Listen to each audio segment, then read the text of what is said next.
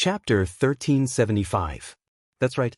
Being loyal to Deity, a demigod, could theoretically grant him many benefits, such as eternal life and power. However, Deity never thought that someone as staunch as Grom would submit to him for something that mortals yearned for but could not obtain. A true hero did not care about life and death. To have such an outcome, it could only be said, "You reap what you sow." There was no Deity who saved Grom's life time and time again. There was no Deity who handled the relationship with the Horde fairly. There was no way he could gain the loyalty of a legendary hero like Grom. To this day, even if Grom died of old age in his bed, he would still be the greatest hero of the Horde, and would be remembered by countless descendants. If Grom chose to repay the debt of gratitude, it would instead cause him to have the possibility of losing his illustrious reputation. The Beastmen could not accept a hero who sold his soul after death, even if this hero had contributed greatly to the Horde. Without the interference of the Devil's blood, the Beastmen's values had returned to before they fell into madness. It was the typical way of nature, where the soul returned to the earth and longed for the blessings of their ancestors. Although they could reluctantly accept a forgotten one like Orgrim who had come back from the dead, it did not mean that they respected him from the bottom of their hearts. This natural conflict between life and death was not something that could be easily resolved. Therefore, Grom's actions were a contradiction in itself. The glory of the Horde? Or his own principles? His actions could not be said to be wrong, nor could they be said to be right. However, no one could deny that if the legendary hero Grom became a sole messenger under Deity, it would undoubtedly deepen the bond between the Horde and the Alliance. It was very likely that this would become a completely new bridge that could not be estimated. To the Horde, who was on the weaker side, this might be an opportunity. At this moment, everyone looked at Deity. Deity had a faint smile on his lips, but what was more eye-catching was his open arms. "I am not a hypocrite. Under my command, I have a Black Witch who has done many evil things, a Holy Knight who has turned into a monster, and a Frost Dragon who once ravaged the continent. Why can't I have a Beastman hero? As long as you have the same goal of fighting against the Burning Legion and protecting Azeroth, I welcome all powerful people to join. So welcome, Grom." Deity.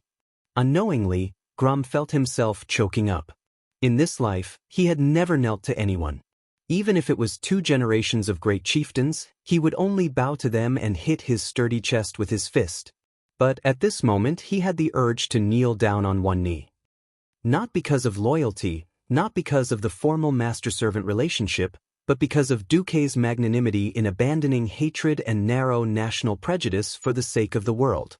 As soon as he bent down, he found himself hugged by Deity. In terms of physique, it looked ridiculous. Although Deity was more than 1.8 meters tall, he was still like a child hugging an adult to a burly orc who was 2.4 meters tall. Grom froze for a moment, then bent down and used his remaining right arm to gently pat Deity's back. It had nothing to do with race or identity. They were comrades who shared the same goal. Put. Clap, clap, clap. As the chief, Sal was the first to applaud. The deep and resounding applause woke everyone from their stupor. With Sal taking the lead, the other chiefs started to follow in this rather human way of encouragement. Palms the size of palms started to clap. "Congratulations, Grom," Orgrim said from the bottom of his heart. It was a pity that Undead didn't have tears, or else he might have shed tears of excitement.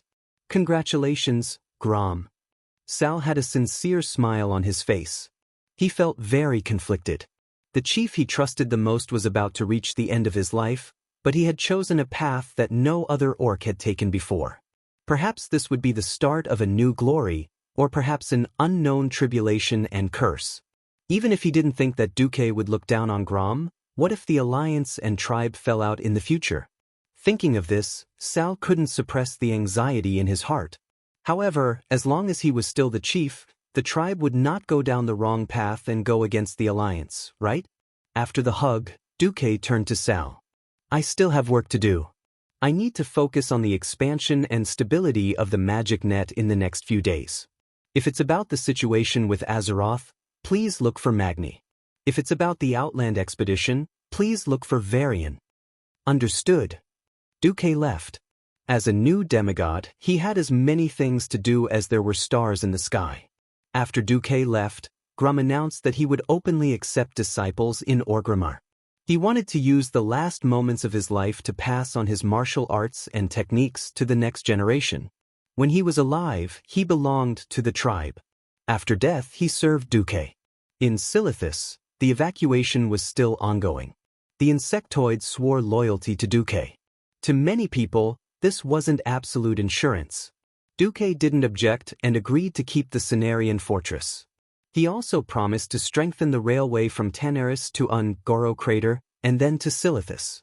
Firstly, it was to monitor them, and secondly, it would increase the Alliance's territory. Sending the insectoids of Karaj to the Door of Darkness thousands of miles away was definitely a huge project. The insectoids' stamina wasn't unlimited. They had huge bodies and powerful combat power, but the price they had to pay was an astonishing amount of food. If they really migrated with the insectoids, it would probably be no different from the Karaj insectoids sweeping through the Kalimdor continent. Thinking of this, Duque felt a headache coming on. Tens of thousands of insectoids couldn't use the portal at all. Otherwise, even a demigod like Duque wouldn't be able to handle the shocking mana consumption. But there was a way. Emperor Vecnalas smiled and gave Duque an idea. Master, you only want the insectoids to be mounts and combat power in the Outland. Why don't you transport the eggs to the Door of Darkness and hatch them? Oh, there was such a thing? Duque blushed. All right, your suggestion isn't bad. But I'm worried that the cursed land where the Door of Darkness is located will affect the will of the new Karaj insectoids. Set the hatching point at the intersection of the Land of Sorrow and Upwind Path. The Land of Sorrows was the Swamp of Sorrows. In order to ensure the supply line between the Stormwind Kingdom and the Overwatch Fort, more than half of the Swamp of Sorrows had disappeared since the third year of the Dark Portal. It had become a military field. Only the Temple of Hacker in the east and the Pool of Tears around the temple were left, as well as the swamp. The cursed land in the south wouldn't work, and although Hacker had died in the east, there was no guarantee that there would be any will left after his death to trick the Alliance.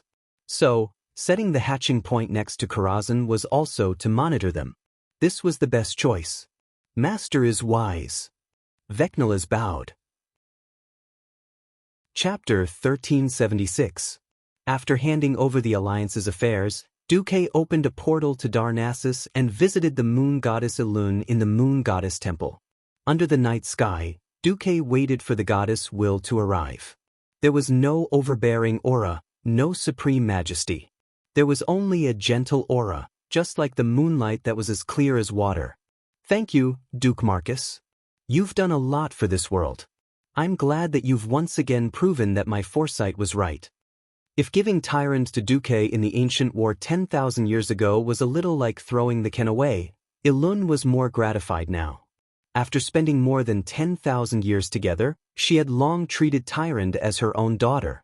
In fact, she had spent more time with Tyrant than she had with her own son, Cenarius. Duque raised his head and nodded. Everything is for Azeroth. The goddess gave a heartfelt compliment. But that's rare. You must know that many gods of the wilderness do not have your awareness. I rose because of Azeroth, and because of it, I'm extraordinary. My thoughts and will in this regard should be the same as yours, Elune. Indeed. Why did you call me here this time? Digging out the abscess of the world is a good thing in the long run. But in the short run, the damaged will of the world will sleep. As one of the few existences in this world that can influence the situation, you and I hope to protect this world during this period of healing. Naturally. I've heard of the Alliance's plan to attack Draenor. What I'm trying to say is that you can't leave Azeroth. I know that this request may be a little excessive, but I can feel evil spying on Azeroth. Not only the unknown enemy, even the Lich King Arthas in the extreme north woke up the moment we killed Thun. Hearing the goddess' words, Duque frowned. The Alliance had yet to recover, and the magic net had just been built. That was why Duque had sent William to fight the front lines. In Duque's mind, it wouldn't be a problem for William to fight against people like Vashj.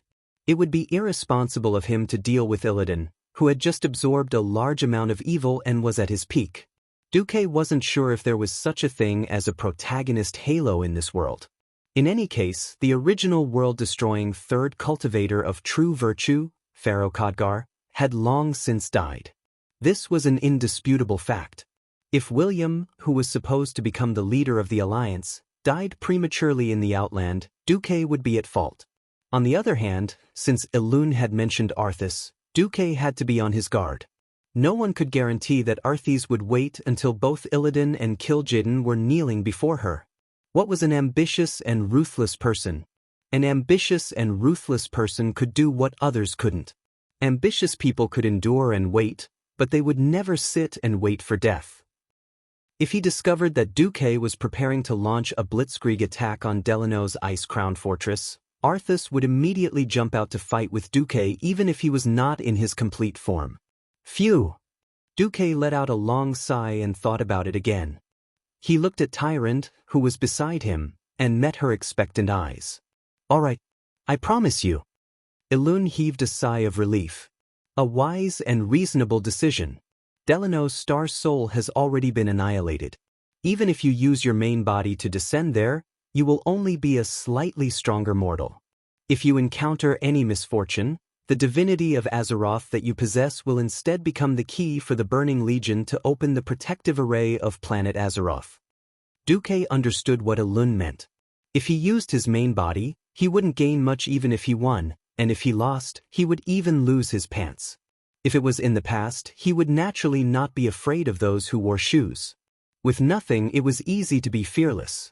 Now that Duque had a large family business, he had started a harem of the highest quality in all of Azeroth. It was precisely because he had something to protect that he had the motivation to be the world's guardian.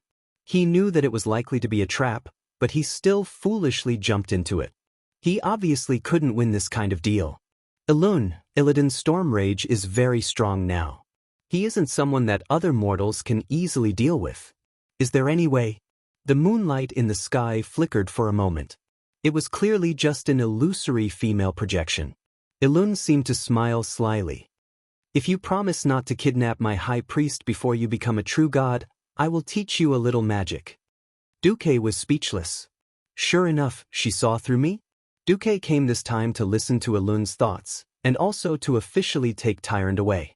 The leader of the Night Elves was his lover, which was fine. But his lover was the high priest of another god, which was a little troublesome. Duque and Elune both knew that there was no conflict of interest between them, and it should be fine to be long-term allies. But Tyrande's existence obviously involved a conflict of doctrine. The high priest was the highest representative of a god in the mortal world, and his faith and ability were absolutely impeccable. On the other hand, because of absolute faith, a god only needed a thought to destroy his high priest. Duque didn't want the sword of Damocles to hang around Tyrande's neck all day, so it was necessary for Tyrande to change her faith.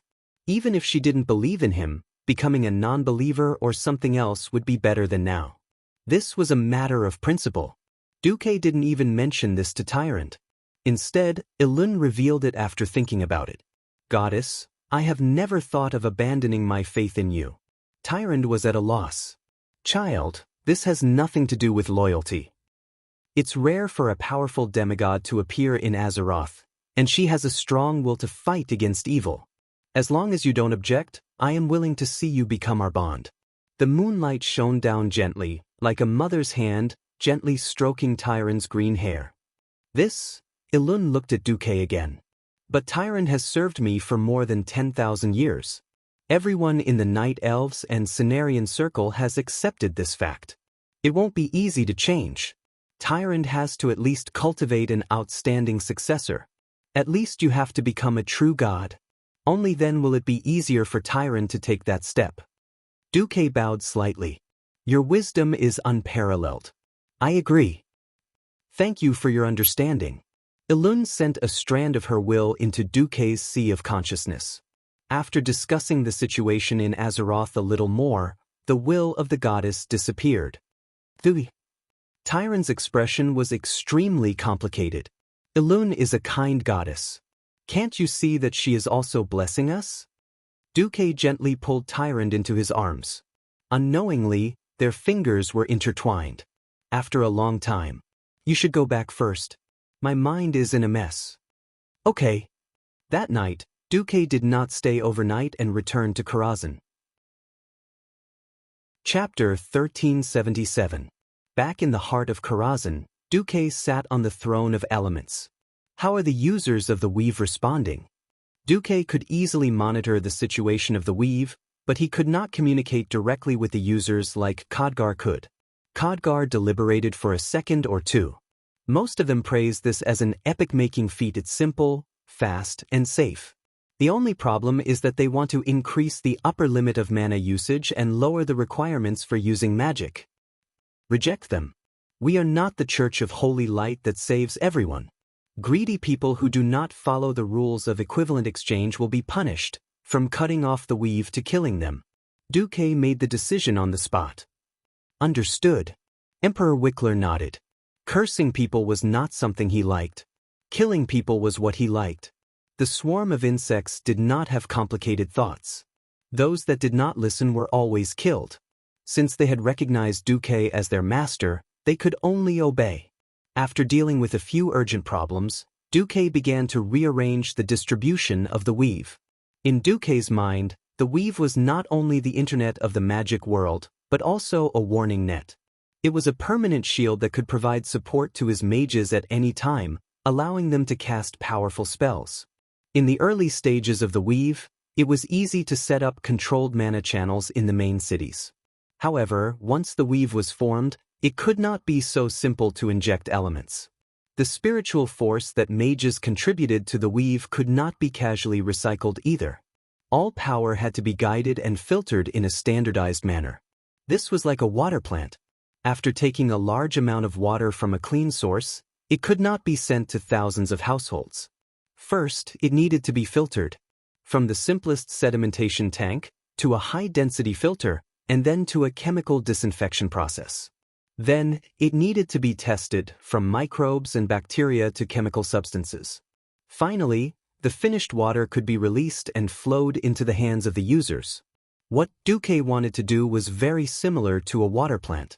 In the past, mages simply and crudely drew elements from the elemental realm into their bodies, combining them with the mana in their magic circuits, and then releasing them to form magic. This was a serious problem of insufficient filtration. In order to attract all the mages to use the weave, it first had to be pure. At the same time, he used the recovered mental strength to unify the mental strength and imprint the will of the entire Demon King. This would effectively prevent the weave from being abused by outsiders or having its control stolen. Lastly, why were magic incantations so long? It was not because it required so many incantations to use the elements, but because it required so many incantations to make the elements stable and controllable. Since ancient times, magic researchers had racked their brains in order to make magic compound reactions and prevent the magic elements from destroying a mage's body as much as possible. In order to surpass these pioneers in magic, the weave needed to be able to construct a magic model in the shortest time possible after a mage made a request to cast a spell, and then deliver it to the mage safely and quickly. After achieving these 3 points, the final key was to have a wide coverage area. This was just like a cell phone. No matter how beautiful a cell phone was, it would be useless if there was no signal. How to expand the weave in every corner of Azeroth was Duque's future task. It was foreseeable that this would be a very long process. Phew. Fortunately, I still have time. After Duque expressed his thoughts and design intentions, the rest was left to the elemental emissaries to discuss and implement. Returning to his bedroom, Duque found that Jaina was already there. It's rare that you're here so early. I thought you'd be busy for a while? Duque was not joking. There were so many kings in the Alliance, but Jaina was definitely the busiest one. When the Horde suffered a disaster, most of the Alliance's aid was first transported to Theramore and then transferred to small boats or offshore flatboats. Later, once the orcs migrated from the Outer Realm, the orcs from the Dark Portal would also be sent to Theramore through the portal in the Watchtower. Basically, there were as many things that needed Jaina's personal approval as there were stars in the sky. Jaina combed her brilliant blonde hair and revealed a charming smile. Please, The person who called me here is my most respected teacher, the man I love the most. Even if you were bored and suddenly wanted to discuss the flow of magic under the M-shaped posture, I had to come. Duque face-bombed. Am I such a person who can't distinguish between public and private matters? Jaina smiled without saying anything. It was clear that she was saying, you are. Alright, there's a change of plans. I'm not going to the outer realm. I was going to go, but Elun persuaded me not to. While the soul of Azeroth is asleep, she doesn't want me to leave Azeroth. I was going to persuade you even if Elun didn't say so. Since you've already made your decision, that's even better. What's your new plan now? I'm going to expand the magic net with all my might. I don't think I'll be able to leave. Help me open the Dark Portal. Okay. July 5th, 22nd year of the Dark Portal. The Alliance and the Horde decided to send out an allied army again. This time, the Horde sent out 40,000 troops, led by Thrall himself.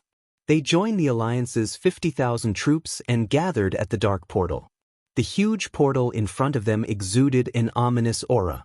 The dry, crimson land was filled with an excessively clean air. There was no life, no aura, not even a smell. Thrall, who was born in a human kingdom, had thought that the terrible barren lands or the dry Silithus desert were the worst places. He didn't expect this cursed land to bring him an even greater shock. Is this the door of darkness in the cursed lands? Thrall murmured. Yes. Our people are on the other side of the portal, Orgrim said softly. It's time. Not far away, Varian was riding a red, four-legged insect. It looked black, with sharp insect horns and long, sharp legs that didn't match Varian's silver-white armor. However, since both the Alliance and the Horde were the same, there was no need to laugh at each other. Thrall nodded at Varian. William pulled out one of his artifact swords and raised it up high. The sunlight reflected off the blade, giving off a dazzling radiance. Not far away, Jaina, who was standing on a magic formation on a high platform, started chanting an incantation. It was a restriction placed on the Dark Portal, preventing it from obtaining power from anywhere around it. Inside the huge door, there was an illusory mix of black and green waves, like tumbling mud. In the next moment, before the portal was completely formed, countless demons pounced out of the Dark Portal. Chapter 1378. Whoosh whoosh whoosh. Accompanied by the piercing sound of the wind, black cannonballs flew across the sky not far from the Allied army. They were like a flock of migrating birds, covering the sky and the sun. However, they flew lower and lower. They were so densely packed according to the predetermined shooting pattern, like a black blanket covering the top of the demon army. The floating fortress Naxxramas, plus the watchtower artillery position that stretched for several kilometers, thousands of giant cannons fired at the same time, forming a barrage that turned the entire sky into a black tide, slapping fiercely into the turbulence formed by the demons. The process of the shell explosion seemed to be very slow. Even 2 or 3 kilometers away, it could be clearly seen that the huge demons were blown apart, and then the broken limbs and wreckage exploded into the sky. The slowness was just an optical illusion. With the crimson ground as the background, waves of shells screeched through the void, and some stray shells even brushed over the coalition army formation, exploding into the open space in front of the formation, sending dirt and gravel soaring into the sky. This was not the first time he had seen the Alliance's artillery formation. Every time he saw it, he still felt his blood surge and couldn't control himself. Sal was suddenly glad that the tribal warriors didn't have to brave such terrible artillery fire to attack the Alliance's position. Long-range artillery cleansing. Sniper arrows shooting. Magic saturation attack. Spear volley piercing. Without passing through these 4 lines of death, it was impossible to touch the Alliance's position. However, now the unlucky ones were the demons of the Burning Legion. There were a few blind elite demons who tried to rush over with the shells, but they didn't end up any better than the previous ordinary demons. The Alliance had larger caliber artillery, and as long as they weren't immune to fire damage or had a wide area, protective shell, magic shield, they would die. Sure enough, in less than half a minute, those guys were blown to pieces by small steel cannon, level mortars. Sal was a little worried that such a fierce artillery attack would destroy the dark portal together. However, he saw a scene that surprised him. Under the fierce artillery attack, the dark portal did flicker in the fire, as if it would collapse at any time, but this didn't happen. An unexplainable magical power repelled the cannonballs flying in all directions. In the center of the field of vision, it stood there. In his perception, it didn't exist. The dark portal was a special existence that seemed to be located in the center of the cursed lands, but it was actually located in a different spatial dimension. The violent bombardment continued. The demons collided with the cannonballs, and broken limbs and flesh rained down like a downpour. In the end, even the tribal army was a little numb. The orc warriors yawned, and the Tauren warriors scratched their buttocks. It was as if the Alliance's cannons were not powerful demons that could slaughter an entire village, but a group of moving targets. The bombardment lasted for about 10 minutes, and then Jaina's voice came through the magic transmission. There aren't many demons left. The artillery fire ceased within a minute. Thousands of cannons fired continuously. The scene was quite shocking, but it was a pity that the cost was astronomical. If it wasn't for the recent introduction of a new currency nicknamed Azeroth RMB, with gold as collateral, which was very popular and unanimously recognized by the Alliance tribes, to a certain extent filling the empty national treasuries through the issuance of additional currency, the Alliance quartermaster and internal affairs officer would probably have to jump into the river. Woo woo woo. The orc trumpeter blew a huge horn, and the desolate and heroic sound of the horn echoed in the cursed lands. That was the sound of the horn to attack. Attack! Sal raised the hammer of destruction high, squeezed his legs on the white-furred wolf under him, and led the charge forward.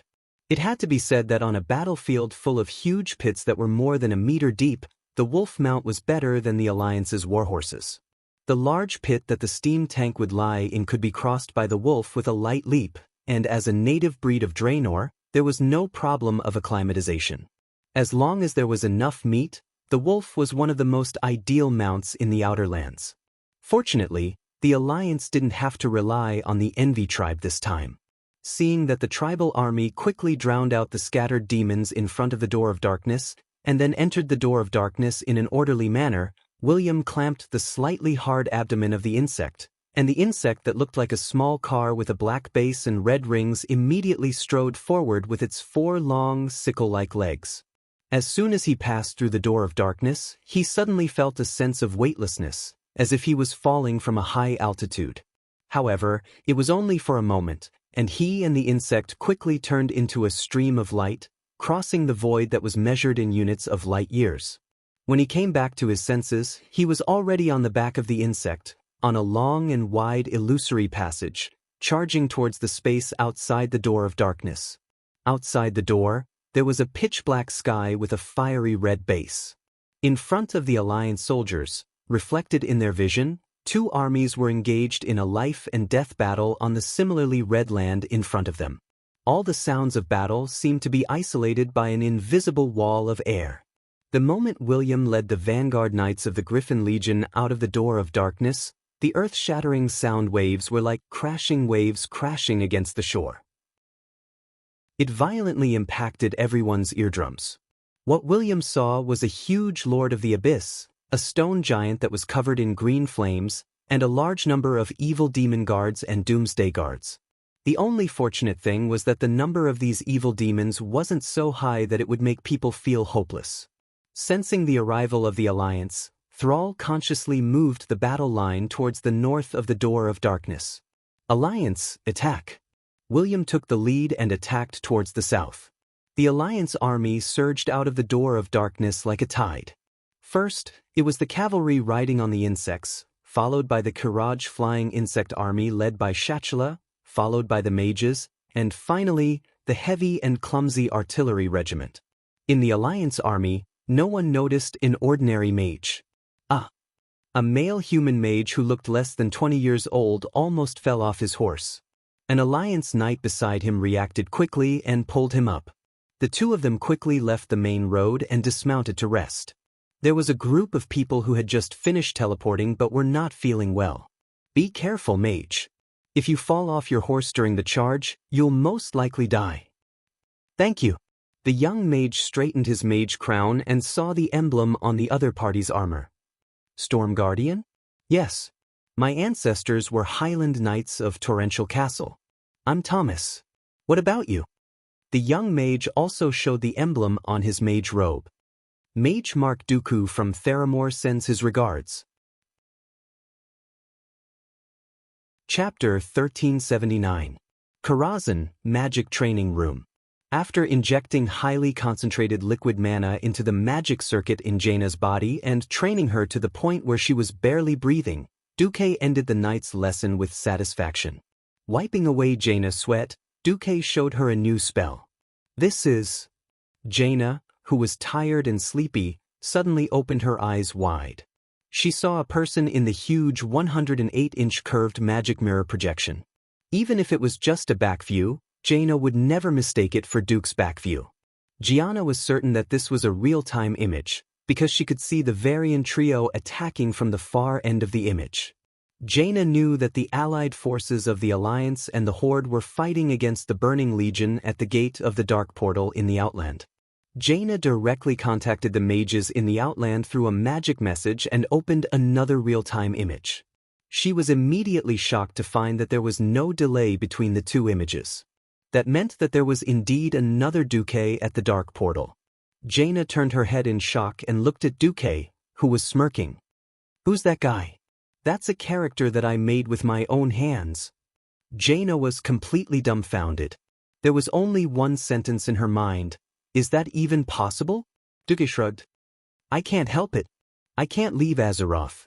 Even if I send a clone with my soul, it might be captured by the place and have its information stolen, leading to terrible consequences. So, I made a clone that looked exactly like me and sent it over. With that, Duque sat on a comfortable chair and gestured for Jaina to sit over. When Jaina intimately sat between Duque's legs and leaned against Duque's chest, Duque handed her a magic crystal ball. Jaina took it and immersed her mind in the crystal ball. She immediately understood what the Duque near the Dark Portal was. It was a magic construct wrapped in flesh and skin. In essence, this Duque was no different from Kuel Salas's magic puppet in Silvery Moon City. The only key was that this magic construct was directly controlled by Duque 24/7. The amazing thing was that Duque had equipped this clone with a complete stomach and even a complete blood circulation system. It seemed like it needed to eat, drink, and defecate. It seemed like this clone could still be injured or even die.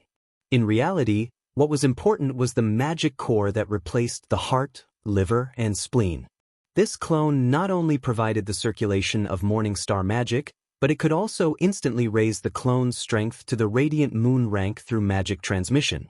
This clone also had a soul, but it was the soul of a wizard Kurtiras who had died in battle. Duque had put it inside.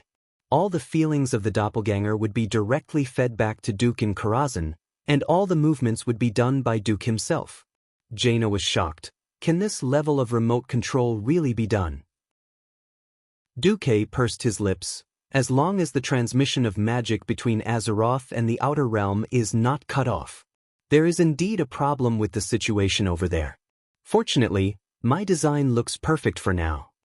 Duque explained it to Jaina in detail. The core of all remote control was the network. Only when the network was stable and powerful enough could the control delay be lowered to an acceptable level. Duque first asked Solarian to place a weave core near the Dark Portal in the Outer Realm. It could be seen as a magical version of a cell phone signal base station. With this as the core, the weave was laid out. Since Draenor had already exploded, the Outer Realm was no longer a planet, but a half of the planet's crust that had lost its core and was suspended in the void. Although there was still gravity and air on the surface of the planet because of its large mass, not only had the planet lost its master, but even the ordinary laws had begun to collapse. Thus, from time to time, islands could be seen floating in midair in the distance, or lightning energy scattered in all directions. Duque had easily let the weave invade Draenor, which also gave him a wake-up call. If he could do it so easily, the Burning Legion could also set a terrible trap for him by changing the laws of Draenor's world. Of course, now that Duque had gone to a clone without self-awareness, No matter how he tricked it, he would not be able to trick Duque himself. At this moment, Jaina was very curious about this new remote control system. Intelligence was a very key quality for a mage to grow. What are those two numbers that keep jumping up and down? FPS? Ping? Jaina pointed to the upper right corner of the projection screen. When Duque saw this, he secretly stuck out his tongue, sweating in his heart. He could only explain slowly. FPS refers to the number of times the mirror image refreshes per second.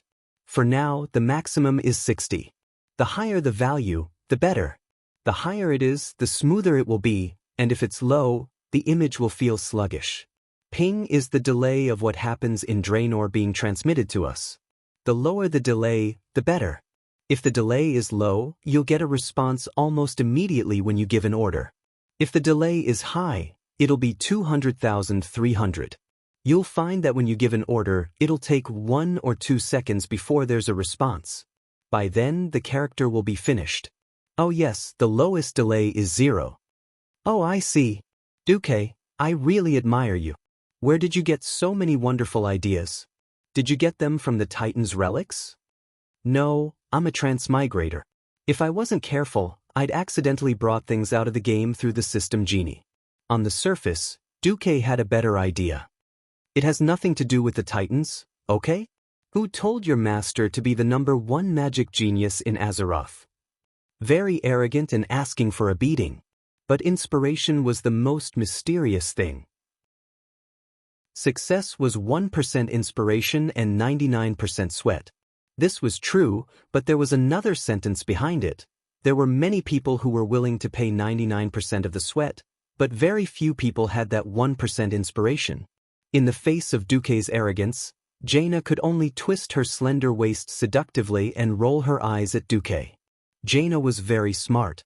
She quickly discovered that Duque's clone could be controlled through extremely simple operations. With just a thought, Duque's clone could move forward, backward, left, and right. It was even easier to release magic. For example, by pressing shortcut key 1, the little person in the image could chant spells and start to release frost arrows. You can use your mind to directly control the whole process. Why do you use these? Duque put his arm around Jaina's waist. I get tired of it sometimes. Maybe I'll ask the elemental emissary to help watch my character. Jaina was dumbfounded. There was actually such a suffocating operation? Chapter 1380. It wasn't through divine power, but pure magic to control a character that could be considered his clone. Who knew how many galaxies away, but controlling the entire situation, other than Duque, there was no one else who could play such a difficult game. Gianna was convinced of Duque's abilities. When are you going to get me a clone like this to play with? Please forgive me for refusing, Duque said firmly. Why? What if you lose, and your character is desecrated? Even though I know it's not you, I'll still be upset. What green forgiveness?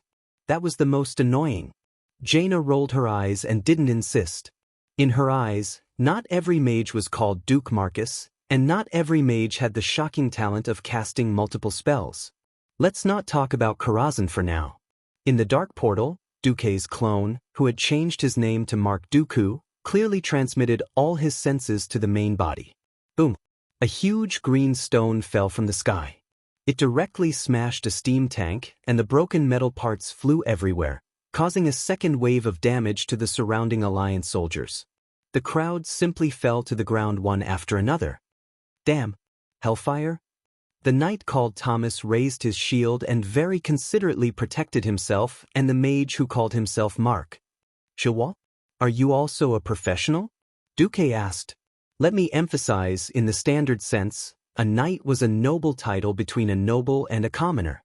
Cavalry was a soldier, while holy knights were professionals. Yes, a mid-level warrior. Right, can you deal with that thing?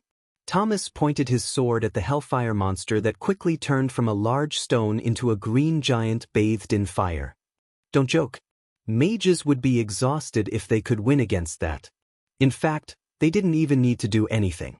There was an Alliance second lieutenant who shouted, "Holy Light Iron Fist." Who has the Holy Light Iron Fist?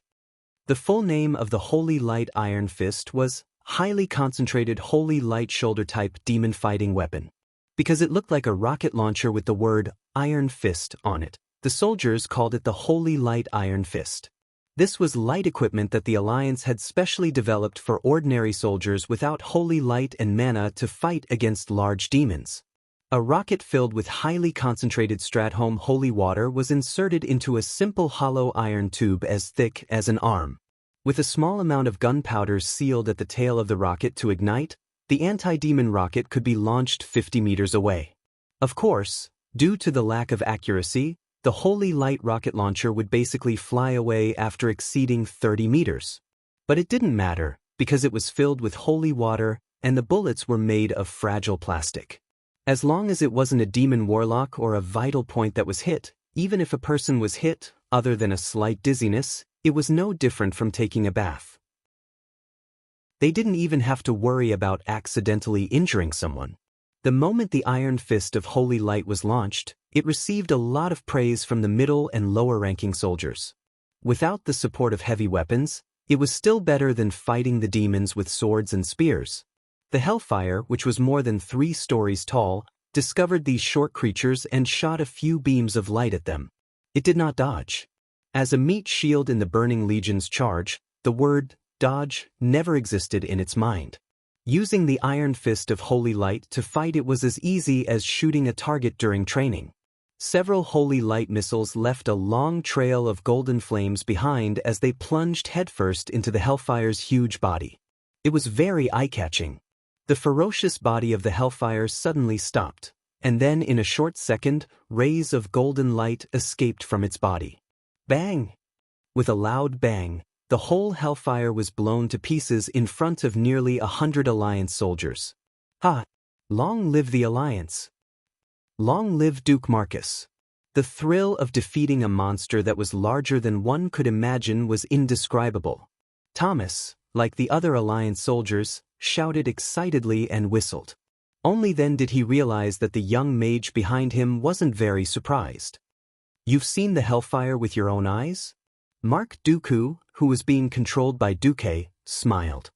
I saw it on Mount Hyjal. Oh, that's amazing.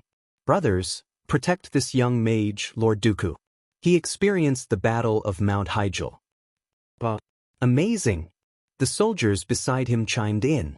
A situation that even Duque didn't expect happened. The soldiers around him spontaneously formed a circle with him as the center. Seeing Duque's dumbfounded look, Thomas smiled. Don't be surprised. This is just the experience of everyone in the war. We're not the lucky Stormwind or Lordaeron, and we're not dwarves or elves either. The scattered soldiers of the other small countries are used to grouping around the strong. Duque understood immediately. Even today, the Alliance still claimed to be the 11 kingdoms, but only he himself knew how much of an exaggeration it was. Originally, among the 7 human kingdoms, Gilneas had left the Alliance after World War II and had been closed off. There were only 6 left. Even though all of the 7 kingdoms had had their capital destroyed, Stormwind, which was the first to be destroyed, recovered the best. Today, because of Duque's existence, the 6 human kingdoms in the Alliance had long been divided into different levels. Stormwind was the strongest, Lordaeron and Dalagen were second, Kurtiras and Alterac were a level lower, and the weakest was naturally Stormguard, which hadn't even recovered its kingdom title. The people of Stormguard were also tired. After Duke Marcus, who was born as a commoner, became the uncrowned king of the Alliance, the nobility had faded a lot. However, ideas that had settled down for 2,800 years were not so easy to change. When Torrential Fortress was destroyed, their disappointing king, Garen Trollbane, died at the hands of the Scourge army and was humiliated into becoming a servant of the Lich King. Thinking about how awesome Garen's father, King Salas, was, beating up the trolls was as easy as drinking water. Compared to this brainless and cowardly person, the brave Highlanders felt extremely aggrieved. Restoring a kingdom was not an easy task. Even if the Alliance's commander, Duque, had already said that he would support the people of Stormguard to restore their kingdom, they still needed a king. Unlike the Barra family in Alterac, The few old Highland nobles were basically the same in terms of reputation and power. It could be said that none of them were willing to submit to the others. At this time, the higher-ups of the alliance revealed that the Highland hero of the Second Battle of the Dark Portal, Danath Trollbane, was not only the nephew of the late King Salas, but also bravely led the vanguard to attack Draenor for the alliance. The people of Stormguard were instantly excited. Chapter 1381. Starting out as a commoner, he was just a small militia captain at first, and became famous in the Battle of Sodder Bridge and the counterattack on the wetlands. Later, unwilling to be lonely, he gave up fighting for power in his own country and guarded the Dark Portal for the humans for more than 10 years. In the end, he killed his way into Draenor. No matter how one looked at it, Danath Trollbane was the true hero who inherited the title of Trollbane, Trollbane Killer.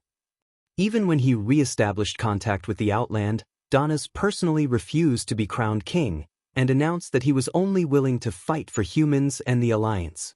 That's right, the most important reason Danath refused to be crowned king was that he had no reason to abandon the Outland Expeditionary Force, become a coward and deserter, and return to live a comfortable life as a king. This reason instead aroused the enthusiasm of the people.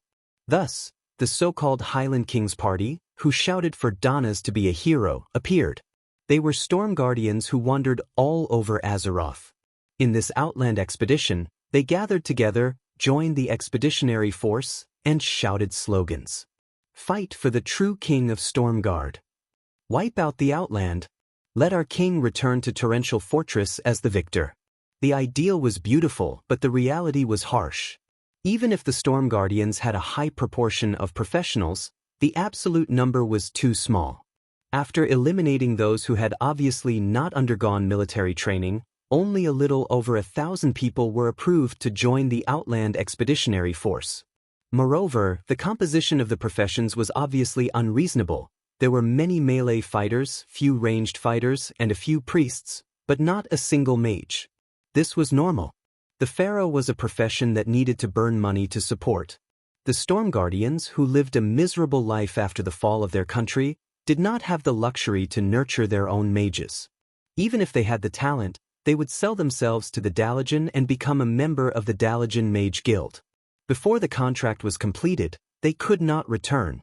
Coincidentally, when Torrential Fortress was destroyed and the Storm Guardians had nowhere else to go, it was the current Princess Jaina of Kul Tiras who opened up Theramore and took in a large number of Storm Guardians and Lordaeron who had lost their homes. That was why they felt an almost blind affinity for Mark Dooku, who claimed to be Mage Kul Tiras. Mark, who was under Dooku's control, did not disappoint them. Although he was not particularly strong, his skillful casting and accurate attacks effectively overturned several demon guards that were charging at him. He even used the Quagmire spell, which was rarely practiced by mages, to trap a hellhound with extremely high magic resistance. Everyone gathered a small team of spearmen and directly stabbed the hellhound to death in the Quagmire. Ha! As expected of a powerhouse who experienced the Battle of Mount Hyjal. Thomas laughed heartily. Mark, forgive me for being presumptuous, but are you alone? If you don't have a team, can you team up with us? Even if it's a temporary one, we can discuss the conditions. If we have a mage in our team, we can get a higher level mission from the Alliance's military office. Because this concerns Stromguard's score. After the third battle at the Door of Darkness, Duke had popularized the system of grading and rewards according to the grade. Meritorious service will be rewarded, and mistakes will be punished. The Alliance is not a monopoly formed by a few large countries. Even if they are weak, people from other countries and independent organizations can still contribute to the cause of fighting against evil. These were Duque's original words. In order not to dampen the enthusiasm of other small countries and independent organizations, the Alliance would allocate an extra portion of the spoils of war from each battle to the organizations and individuals that performed well in the battle. Not only the spoils of war, but also the rewards from the Alliance itself. This was what the small countries valued the most. If the organizations or individuals from the various small countries worked together to obtain enough points, The alliance could even tilt their policies and allocate manpower and resources to help them fulfill their dreams of revival. For example, an organization that had a certain amount of points proposed to revive a certain village in the Arthi Highlands. The alliance would send someone to conduct an evaluation and give a score after the event. As long as someone was willing to give enough points to support this plan, once the points were met, the alliance would send a large number of craftsmen to rebuild the village, opening a path for mountains and building a bridge for rivers. The last group to receive special support from the alliance was the Wildhammer Dwarves of the Eagle Nest Mountain. Because they had enough points, Duque directly used public funds to pay for the entire Lightning Tank Division of the Iron Stove Fort and let them drive their tanks into the hinterlands. They used steam tanks and all kinds of modern machinery to create a new defense line that was more than 3 kilometers wide along the Varoan Lake in the middle of the hinterlands. With this line of defense, the scattered giant demons that had yet to be exterminated would not be able to sneak up on Eagle Nest Mountain. This made the territory controlled by the Wildhammer Dwarves at least twice as large. That's right. This was the welfare policy of the alliance to support weak countries. While it greatly increased the cohesion of the countries and organizations in the alliance, it also raised the reputation of the alliance to another level. This time, Duque also clearly marked the price of Stromgarde's revival, starting from 2 million points. As long as any organization or individual used various means to gather 2 million points and inject it into the Stromgarde project, the alliance would fund the reconstruction of the broken Thoradin Wall and Solder Bridge, as well as the entire Rapid Storm City. The reconstruction of Rapid Storm City included the outer city walls, residential areas, and a palace that was not inferior to the Stormwind stronghold. If you wanted to raise the standard in this project, you could, but please give more points. From increasing the number of city walls, improving the quality of the city walls, to building train tracks from Rapid Storm City to South Shore, to turning the residential areas into villas, there was a wide variety of free choices. The people of Stromgarde were overjoyed. They wanted to bet their whole race on the spot and earn 2 million points first. Unfortunately, dreams were beautiful, but reality was difficult. Even though the alliance had a clear price for points, such as a demon guard worth 10 points, it was still far from 2 million points. So they had to win over all the allies they could. Faced with Thomas's invitation, Duque smiled. I am a wandering mage, and I have also tasted the destruction of my country. Although Kul Tiras has been rebuilt, I will not forget the days when the people of Stromgarde fought alongside me in Theramore. Alright, I agree. Thank you very much. At this moment in Karazhan, Jaina looked at Duque with a little surprise. Oh, my dear, what the hell are you trying to do? You painstakingly asked me to give you Kul Tira's identity card, just to help Stromgarde restore its country? Duque smirked. Rapid Storm City has to be rebuilt no matter what. This concerns the face of the alliance.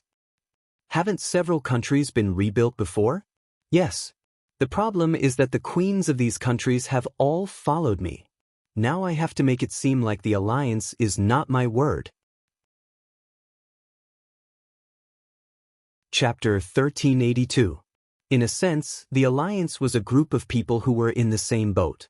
For a long time, as long as their capital had not fallen, they would not have the nerve to go out and say that they were alliance warriors. Yes, the Gilneas kingdom that built the Greymane Wall to block foreign enemies and cut off the alliance was regarded as a coward. The unkillable Stormwind relied on Duwe's amazing methods to perfectly restore the kingdom and jumped to the top of the alliance. Queen Kalia of Lordaeron was promoted by Duque. Everyone knew that she became the queen because of Duque. For the same reason, she vowed not to marry. Okay, the same went for Kuel Salis, Alterac, and Kurtiras. Without exception, the Marcus family's Chamber of Commerce did their best to support the restoration of these declining kingdoms. They invested a lot of manpower and resources, rebuilt transportation, sold molded building materials at low prices, and even enjoyed interest-free loans if they had no money. The collateral was only a 30-year concession to certain minerals or specialties in these countries. It was because of this comprehensive support, including the economy, people's livelihood and circulation, that these kingdoms could recover quickly. There was even a widely accepted saying, "You want to restore the kingdom? First have a beautiful queen, then send her to Duke Marcus' harem. Then the country can be revived." When the alliance was in a power struggle, this method was the fastest and most effective. It could allow Duque to complete control of the alliance in the fastest and most peaceful way. When Duque completely controlled the alliance, this method seemed to be inappropriate. The reason why the alliance had such a thriving vitality in history, where the capitals of the various countries were constantly in trouble and the world was repeatedly destroyed, was because of the tolerance that was born for the sake of a common goal. If the alliance only had the appearance of an alliance, it would actually be the empire's plaything. One day, the alliance would collapse, and that day might even come before the Burning Legion's attack. This required Duque's higher political wisdom to deal with this matter. No matter who he wanted to protect in private, he had to at least be fair on the surface. There were many countries in the alliance that had fallen. Now, there was Stromgard that could be saved. There was also the Gnome Kingdom Gnomerigan that had been temporarily affected by radiation. In the near future, when the Draenei entered the alliance, there would be a half-destroyed Shotrath city. In this life, there was no such thing as Kale, that's forcing the Draenei to jump over the wall and flee by flying airships, but Shotrath city, which was located on the broken Draenor, was bound to fall sooner or later. At that time, rebuilding the capital would be another huge project. It was unknown if there were still Draenei living in Exodar, the capital of Azeroth. Jaina understood Duque's decision. However, as a strong woman who was good at making use of her feminine advantages, Jaina gently moved her mouth close to Duque's ear. She blew into his ear and rubbed her fingers against Duque's shoulder and collarbone. "I understand. However, the core strength of Theramore was the people of Kul Tiras, plus the refugees from Stormguard and Lordaeron. Now that you're doing this, they're all gone. Then what's the point of my Theramore?" That was what Jaina was trying to say. "I remember that when I asked you to build Theramore, it was to build an alliance bridgehead in Kalimdor, right? Have you forgotten what a bridgehead is?" Jaina's movements suddenly froze. Damn it. Theramore was developing so well that she had almost forgotten about it. Unknowingly, Jaina had already built Theramore as the new capital of Kul Tiras. There was no other way. In the past 2,000 years, most of the enemies had come from the mainland, such as the trolls. Kul Tiras Island was isolated in the sea, more like a paradise. Unfortunately, on the eve of the Battle of Mount Hyjal, the Burning Legion swept through Kul Tiras, killing the late King Dailin, cruelly breaking the dreams of the people of Kul Tiras. In the beginning, Theramore had obtained so much manpower and material resources. Of course, it had the support of the alliance led by Duque. Another reason was that the life on the mainland had attracted a group of refugees who had lost their homes and longed for peace. Later, the alliance supported the Horde and obtained a large amount of or from the Horde. As the only window-type port for trade between the alliance and the Horde, Theramore was simply plucking feathers from the geese. In order to reduce the shipping pressure, the alliance funded the establishment of a large-scale mineral refinery in Theramore, refining the ore into various metal ingots, and then shipping them back to Iron Furnace Castle, Stormwind City, Lordaeron City, and other places. On the other hand, in order to support the Battle of Silithus, several munitions factories specialized in manufacturing ammunition were built in Theramore in advance. Because of the trade between the Alliance and the Horde, as well as military needs, Theramore showed an exaggerated prosperity. Not to mention the people below. Even Jaina, the master of Theramore, was numb. No one had thought that if one day the Alliance and the Horde fell out, what would happen to Theramore? Without Duque's reminder, Jaina would still not wake up. What about the bridgehead? She had to be prepared to be beaten up. Jaina's golden eyebrows almost stood up, and her beautiful face suddenly became fierce.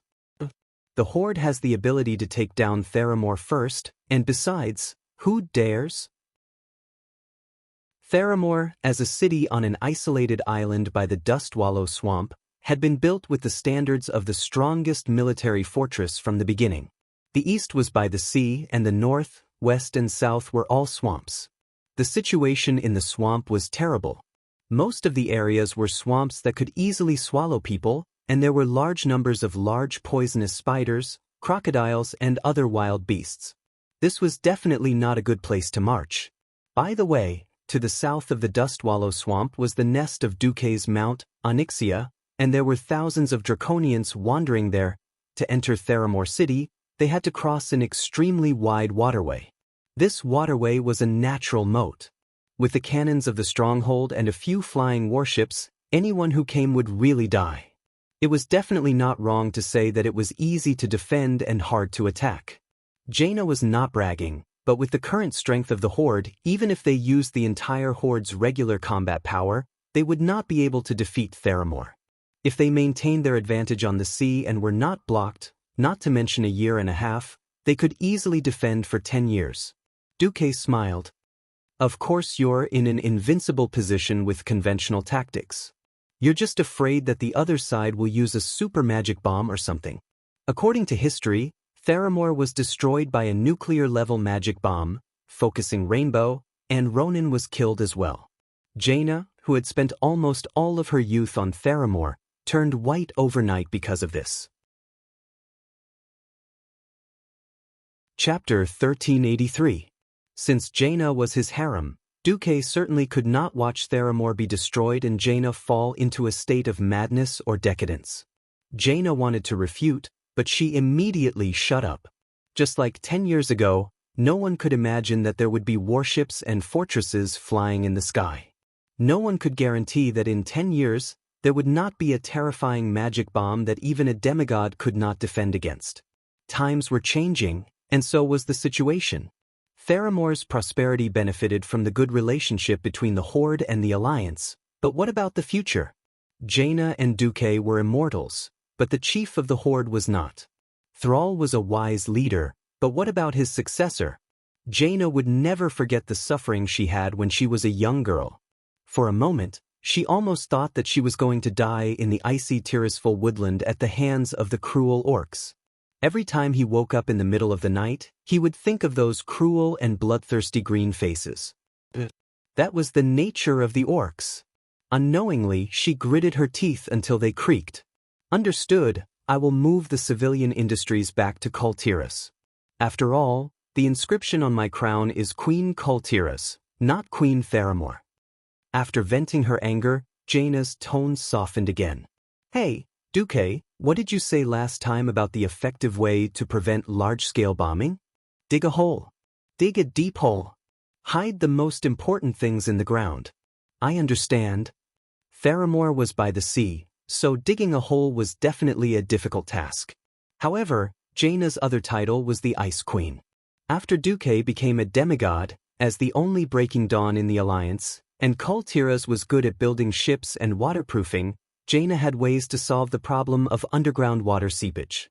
Once it succeeded, even if it was destroyed by nuclear weapons, Theramore would still be like a nail nailed to the throat of the Horde territory by the hidden forces in the bunker. But now it seemed that it was not too late to change the plan.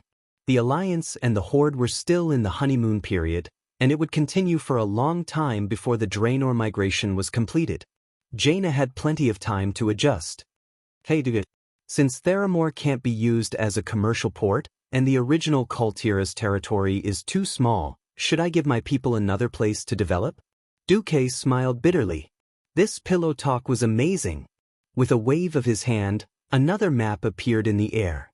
Duke pointed at it and asked, "What do you think of this place?" Jaina's eyes widened. At first, she was delighted, but then she hesitated. It's good, but Duke had a sneer on his face. These guys have never done anything good. You don't learn your lesson after being beaten. Instead, you hold a grudge. Since they are destined not to join the Alliance, there is no need for them to exist. The Alliance will attack directly? Jaina was shocked. Of course not, we are a fair alliance. Looking at Duke's mischievous look, Jaina's face lit up with joy. Baddie, no wonder I like you so much. Even though you broke off the engagement, she still threw herself at you. In September of the same year, something that was neither too big nor too small happened in the Alliance. In Stormwind's Stranglethorn Vale Expeditionary Force was cleaning up the remnants of the trolls in Zul Gurub who believed in the evil god Hacker. A troop of trolls led by a priest broke through the encirclement of the kingdom's army and rushed into the southern part of Stranglethorn Vale.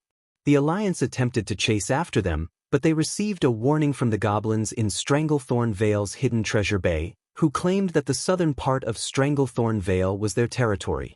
Who knew that the Zul-Gurub trolls, who hated all non-hacker believers, would sweep through the entire southern part of Stranglethorn Vale in a short month. The Gurubashi Arena, Thin Fog Valley, and even Hidden Treasure Bay were all taken over by the red-eyed trolls. The defensive line that the goblins had painstakingly built was pierced through again and again like paper.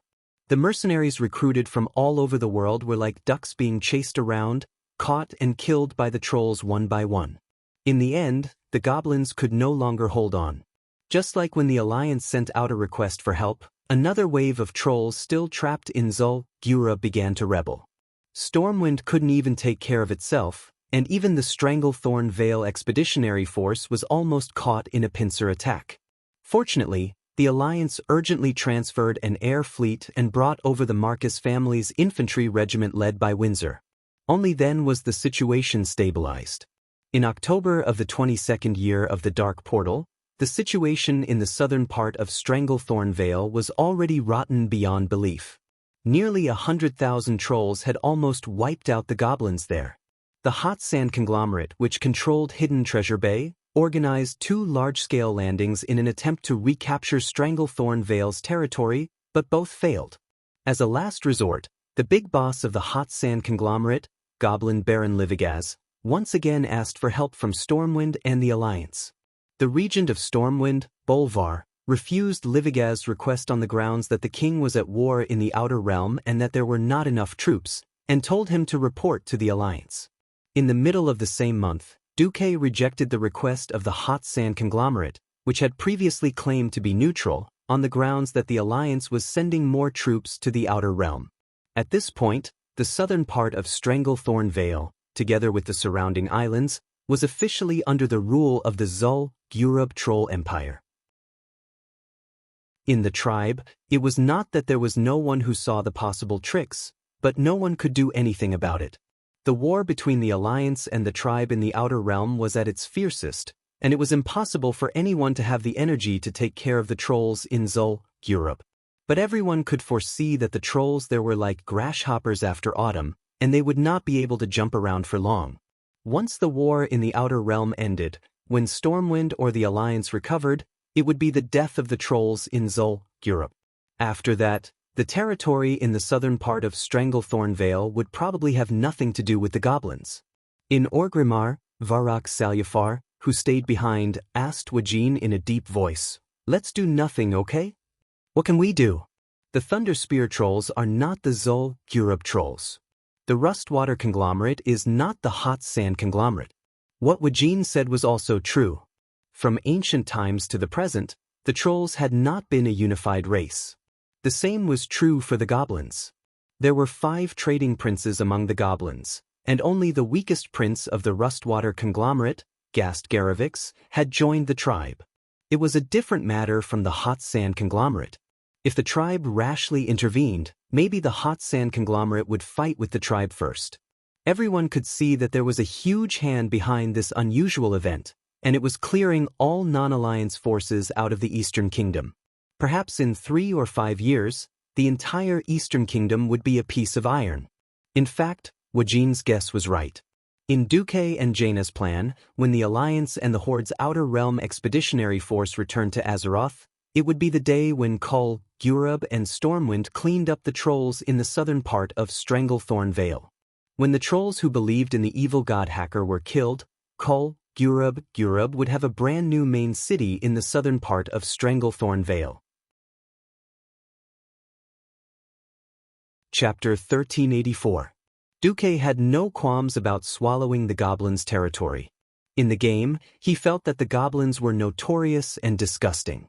In Booty Bay and other places controlled by the Hot Sand Conglomerate, if you accidentally touched the wrong mouse or used your magic staff to graze a goblin's skin, countless goblins would rush out from every corner to gang up on you. There was nowhere to run, and they would beat you to death with a stick.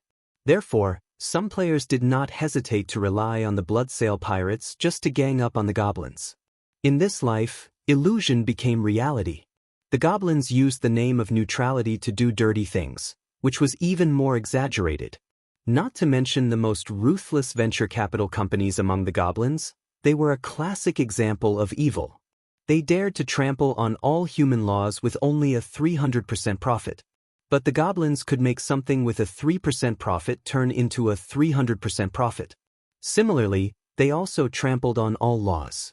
The milk seller mixed water into the milk, but these bastards mixed lime into the water. It was fine as long as it looked white. It did not matter if you died or not, as long as you got the money. Later, after the Alliance did business with the goblins, they strengthened the inspection regardless of the method or frequency. Deity also specially added probability to prevent Alliance merchants and official procurement personnel from being fooled. The result was good. For example, in order to strengthen the physical fitness of the next generation of Stormwind citizens, Deity proposed the slogan, "A cup of milk a day makes Stormwind strong." Did you know how the goblins fooled Stormwind City? Stormwind City had a lot of inspection methods, right? The goblins mixed cow urine into the milk. Anyway, whether it was steamed or dried, it was still cow components, right? They would give you, "A cup of urine a day makes a weak Stormwind person." Anyway, every time something was exposed, the goblins would push the person directly to the forefront. It was up to the goblins to kill them. Later on, there would be a second or even an infinite number of fellows who wanted to do business with the Alliance, especially the Marcus family in Stormwind. Because everyone knew that the Marcus family was rich. In the early years, the goblins organized various theft gangs to blow up Deity's family's treasury. After many failures, the theft turned into fraud. In any case, every time it was exposed, the goblins would immediately disassociate themselves and claim that it was done by their subordinates. They were absolutely neutral. Only a goblin who successfully swindles money from the Marcus family is an outstanding goblin. This kind of crazy and twisted values had become more and more intense during the period when Alicia was in charge of the Marcus family's finances. The goblins were like moths flying into a flame. Wave after wave of swindlers appeared, attempting to swindle the goblins and become famous among the goblins. It was only after Deity returned from the War of the Ancients and cut off all trade with the gnomes that they started to restrain themselves. The Alliance's cold treatment of the various groups of goblins was also an important reason for forcing the Rustwater conglomerate to lean towards the Horde. The Rusty Water conglomerate joined the tribe 10 years earlier than the original history. Although the tribe had obtained a lot of goblin technology, the consequences of introducing these cancerous tumors was really high. So this time, the Alliance borrowed the hands of the trolls to clear the goblin forces in the entire Stranglethorn Vale. From the venture capital company camp in the middle of Stranglethorn Vale to Hidden Treasure Bay, one of the pillars of the hot sand conglomerate, Deity really had no psychological burden. When the Outland expedition was over, Deity would gradually reduce the living space of the goblins step by step. Perhaps one day, there would be no more goblins in the entire Azeroth, and the world would really be much more peaceful. Deity opened up the magic network while controlling the war in Stranglethorn Vale. At the same time, he also remotely controlled Mark Dooku, who was in the Outland. Out of bad taste, the name he used 10,000 years ago was attached to this doppelganger. Due to perfect control, this Mark also showed impeccable human habits. He needed to breathe, eat, drink, and defecate. Occasionally, he would make mistakes when casting magic due to the scattered elements in the Outland. No one doubted that this high-end wizard who had fought side by side with them for so long was actually a puppet-like imitation. William and Thrall had a good time working together. From the middle of Hellfire Peninsula to the Dark Portal in the east, there was a path of glory. This was the path that the old Horde had taken when they gathered here and prepared to cross through space to attack Azeroth. Of course, looking at this path now, it was a little ironic. This was because the target that the old Horde had tried to conquer was now fighting back with the new Horde. Although it was to liberate the beastmen who were threatened by the Burning Legion, it still felt strange.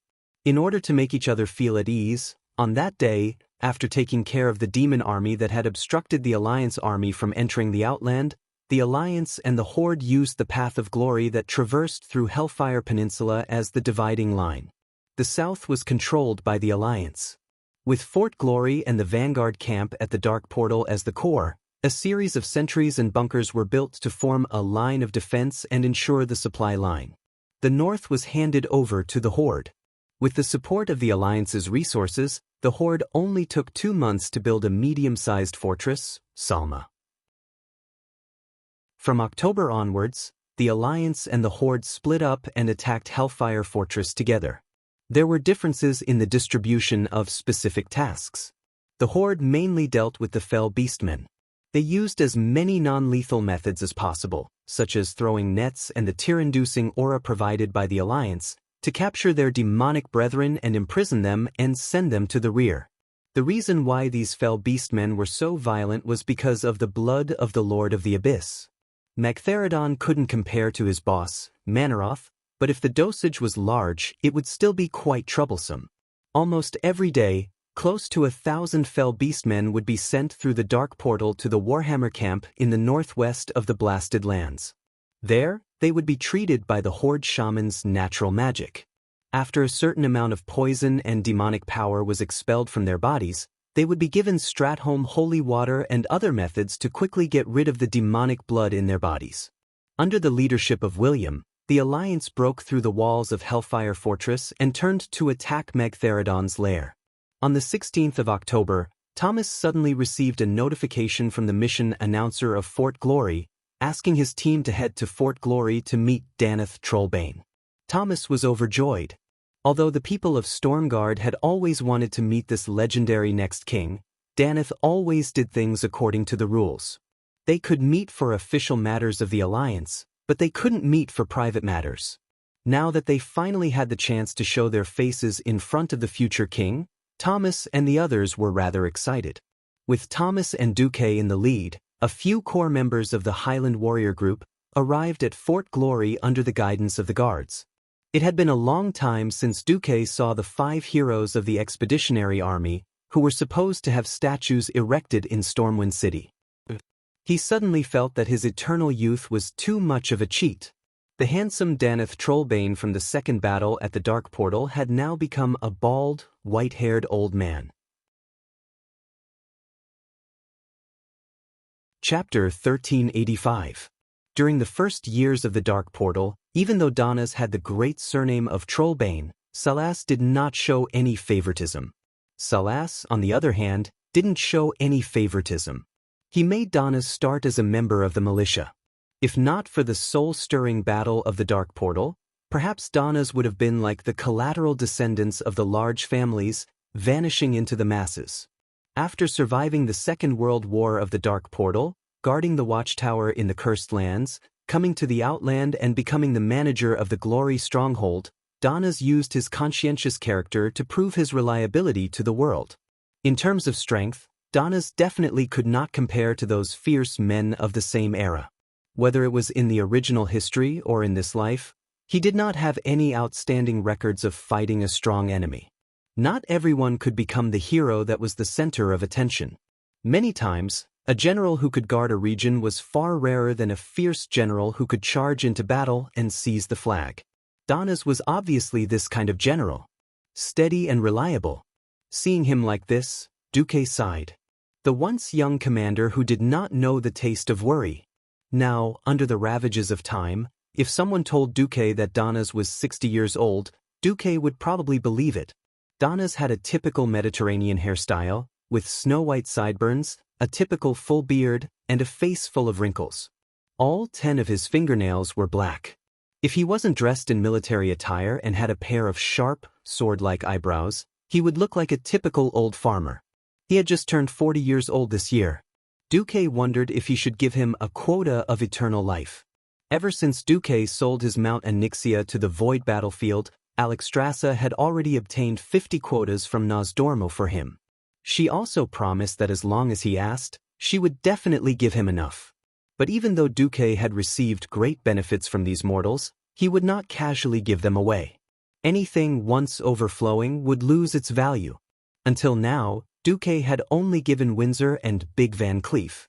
Thus, after he returned from the Outland, he would give him another as a gift.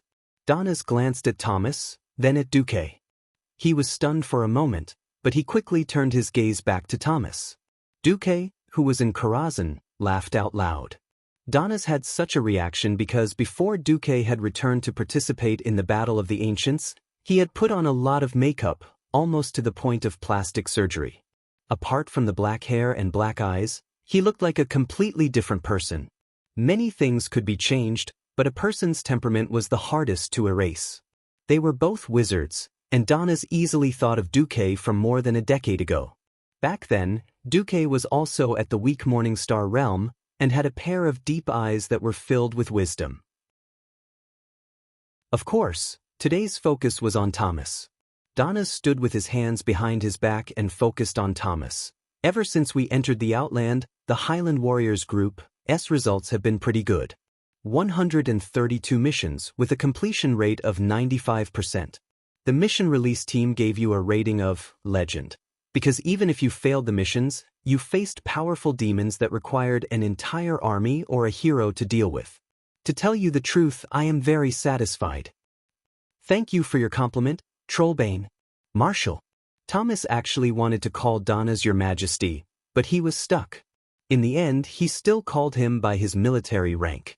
The position of Marshal was given to Donas by order of Duque after communications with the Outland had been restored.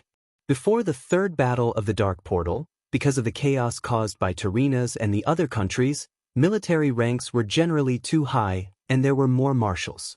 After being promoted, they could not be demoted, so most of the time, marshals did what generals did in the Second World War. Basically, the generals who could take charge of an area were all marshals. Donas was an upright soldier, and was used to the excitement of his comrades. Thomas had not said anything wrong, and he had no intention of pursuing the matter. All right, gentlemen, the Alliance would like to entrust you with a mission that is not mandatory. Because the danger level is quite high, there are no mandatory requirements for the results. This is an elite mission, and the difficulty is high, so the points and rewards will be doubled. How many points and rewards you get will depend on your results. Thomas was excited, and immediately stood at attention. We will do our best to complete the mission. Don't agree too early. The Alliance needs a small to medium-sized team that's strong and smart enough to open up the connection between Glory Castle and Shotrath City that was once severed. Also, they need to collect the topographic map along the way. This isn't an easy task. Donas smiled, his weather-beaten face had deep wrinkles. He was no longer young, but he envied the drive of those young people. Thomas had just turned 28, and was at the best age for a man. He was strong and had a lot of battle experience. As an old soldier who had experienced many wars, Donas boasted that he could see through 99% of people, but he found that he could not see through this Mark Dooku. In his 20 years in the army, Donas had seen all kinds of mages. Most of them were from the Dalajan and Stormwind City's Royal Magic Academy. Those little fellows were like flowers in a greenhouse, and needed a long time to adapt before they could become qualified battle mages. But Mark was different. In his eyes, there was no fear of the unknown, nor was he the kind of young man who had just entered the battlefield, fearless because of ignorance. His wise eyes seemed to be able to see through all the fog in the world. This was a calmness and magnanimity that did not match his age. According to the information, this mage Kultiras should have been unorthodox and not suitable for such an important mission. Donas noticed that this Mark Dooku's identity was actually from Kultira's court. Donas thought to himself, maybe he's a disciple of some court mage who came out to train. Suddenly, Donas's confidence in this mission increased. You also know that the Alliance commander, His Excellency Duke Marcus, has become a demigod of the weave, right? Thomas and Duque nodded at the same time. Donas nodded to a white-bearded old mage beside him. The old mage said, more than 20 years ago, the Alliance still relied on people riding griffins. Most of the time, they could only send messages on horseback. But today, the Alliance can no longer do without magic. The Outland is a place where magical elements are quite unstable. Since the second battle of the Dark Portal, The Alliance has been using magic to send messages. It seems very bad here. Sometimes we can guarantee continuous communication for a few hours, and sometimes we can't contact the outpost 3 miles away for a few weeks. Chapter 1386. The first thing you need to do is to go southwest from Glory Castle and enter the Thorn Path. Set up a magic communication relay device every 5,000 yards. With them, we can guarantee communication in 99% of cases. Make sure they are in a safe place and not destroyed by monsters. Also mark them well. Your basic mission is completed. After saying that, the old mage bowed to show that he was done. Donna spoke again. Next is the follow-up mission for the advancement. For every additional part completed, there will be double or even triple the points and rewards. The details are written in the report. First, if possible, try to reach Shotrath City. The Alliance urgently needs information on Shotrath City. Finally, if possible, try to escort at least one emissary from Shotrath City back. The mission was clear and the direction was clear. There was nothing much to say. Since entering the Outland, Thomas and the other Highland Knights had mostly taken on missions to clear the monsters around Glory Castle. They were very familiar with the terrain and the way to fight monsters. And this time, there was a big bug mount that was completely different from the Alliance. Although it affected the appearance of the city, it had to be said that the Karaji bug mount was really useful. It had a high IQ and could basically understand the master's thoughts under the control crystal. Not afraid of death, able to fight, even if the bug was thrown to cover the rear, it wouldn't complain. It could climb mountains and wade rivers, and it wasn't picky with food. It could eat dead monsters, rotten meat, rotten wood, and even its dead companions could become food. Basically, other than being ugly, it was all good points. Everyone was quite disgusted with the Alliance letting go of those bugmen who had killed so many of their compatriots. As the war went on, everyone accepted these strong bugs. The Horde had the battle wolves, the Alliance had the bugs. It sounded a notch lower, but it felt more useful than the battle wolves. Moral integrity was not as valuable as life. No taste, no moral integrity, or life was more important. As long as one was in the middle or lower ranks, they would choose it. And the bug mount could be replenished endlessly. Delicate things like battle horses were not so easy to replenish. The mission was decided. At this moment, in the bedroom on the top floor of Karazhan, Jaina reclined on the chaise longue, elegantly sipping a mouthful of black tea. Then, she put down the exquisite white porcelain cup and quietly watched the internet addict demigod play games. Of course, she didn't know that Dumuk's dream before he transmigrated was to have his own game room with a big screen and top-notch equipment.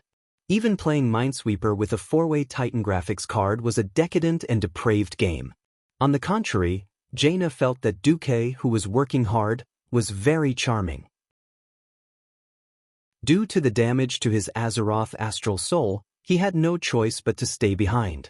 He had no way to conduct the frontline command that he loved the most, and he had no way to personally participate in the great adventure against the evil enemies. Yet, he was still able to find joy in this kind of situation, using his imagination to find a new solution. Sure enough, only a man like this was qualified to possess her in such a domineering manner. He even made her accept the fact that she was just a part of his harem without any complaints or regrets. Hey, Duque, are you really not going to consider directly intervening in the affairs of the Outlands?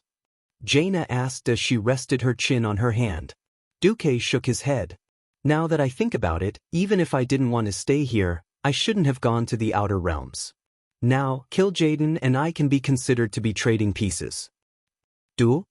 Indeed, if Duque did not go to the Outer Realms, he would be able to avoid the traps set by the Burning Legion in the Outer Realms. Duque did not move, and Elune was also there, so they would be restraining Kil'jaeden. However, Duque used a remote control method to solve the problem of him not being able to directly participate in the battle. If it was any other powerhouse, they would most likely not be able to affect the overall situation because they had switched to a clone. Duque was a weirdo. As a transmigrator, he had used his intelligence to kill countless strong enemies. He believed that this time would not be an exception. Anyway, even if he really lost, it would only be a clone, and he could make it in half a day. Although I don't have unlimited revivals this time, I will play the Clone War with you. Let's see if you're afraid. The next day, Thomas and the rest were ready.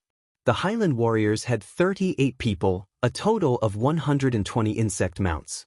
It could be said that one person rode 3 mounts. They majestically set off from the south gate of Honor Castle, taking a detour to the thorny path. After leaving Honor Castle, Deity looked at the sky and secretly sighed. "What's wrong?" Thomas asked. "Nothing, it's just that I can't get used to this kind of world." "Indeed. No matter how many times I see it, I won't get used to it. This sky that was close to eternal night. There was no sun, no clouds, there was only blurred and illusory darkness. From time to time, an unknown bolt of lightning would flash through the sky, piercing through the boulders that were spinning in the sky. The gravity was obviously normal, but there were boulders floating in the sky. There was no sunlight, but the closer they got to the scarlet dry ground, the brighter it became. This kind of unscientific scenery felt strange no matter how one looked at it. From the reddish-brown hill where Honor Castle was located, if one followed the slope down, they would be surrounded by enemies. Anything that did not have an alliance insignia would attack you. Gulp, a sound that the recruits could not understand, sounded from afar. Thomas and the rest immediately frowned. Immediately, a violent cloud of dust rose from afar. Hellboar! A dark elf scout had long since shouted from the left wing. Hellboar, a typical wild beast that had mutated due to the overflow of demonic blood. It had the extremely strengthened body of a demonic creature, as well as the instinctive ferocity of a wild beast. This thing roamed the entire Hellfire Peninsula. Almost every week, the Alliance would specially organize a hunt for it. Unfortunately, it could only reduce its numbers, but it was unable to completely eradicate this terrifying species. The Hellboar itself was not very strong in close combat. What was scary was its charge. Under a full charge, the Hellboar's tusks had once destroyed a new model tank. This wasn't an old-fashioned steam tank, but the Alliance's latest diesel tank. In the Outer Lands, because of the unstable air pressure, the steam engine's starting condition was quite bad. The Alliance had no choice but to send the latest diesel tank to test it. Although diesel also had all sorts of problems, at least it could be used, and it had more horsepower. The dwarves had installed an even more insane 130mm steel plate on the side of the tank. Even so, it had been directly pierced through, instantly destroying the engine and ammunition compartment, as well as losing 3 elite dwarf tank soldiers. Seeing this berserk Hellboar charge over, Thomas frowned on the spot. If hit by that big thing, at least 2 or 3 bug mounts would be destroyed. Although the bugs were not bad in close combat, their relatively thin legs had always been their weakness. Bug mounts had no way of dealing with the charge. "I'll do it," Deity said softly. Lightly, a hole as thick as an arm appeared under the Hellboar's front hooves. The Hellboar's charge became the biggest killer. The instant its left front leg sank into the ground, its charge and weight directly tore off its entire leg. Chapter 1387. The Dry Land, the Howling Wind. The atmosphere was scorching hot, devoid of any signs of life. What did not match the atmosphere was the team's atmosphere. "Wow! Ha!" The team members all screamed and jumped in joy. If it was any other team, the most common method would be to send a strong professional, preferably a defensive warrior, to take the Hellboar's charge head-on, then drag it into a battle of attrition, slowly whittling down this thick-skinned demon boar. There was no other way. Creatures that had been demonized were generally very strong. But now, there was a newbie rider, a big shot, personally controlled by Deity Mark Dooku. That was to turn something rotten into something magical. Unless it was an undead creature, no one would be able to endure tearing off a leg while sprinting at high speed. The Hellboar, which only had 3 legs left, screamed in pain.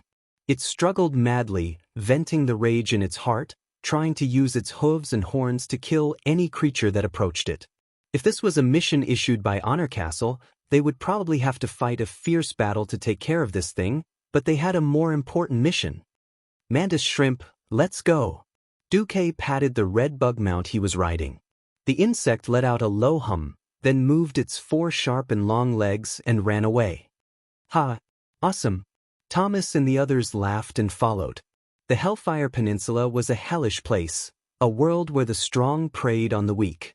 If they left this 3-legged boar that weighed more than 2 tons here, it would not live for long. Moreover, this place was not far from Honor Castle. The guards on the guard tower had already seen this scene. Just because Duque and the others did not accept the mission didn't mean that others did not. As a matter of fact, there were already other teams eagerly rushing out to take advantage of the situation. Thomas and Duque did not care. The group of people swaggered off. The bug mount was very fast, over 40 kilometers per hour.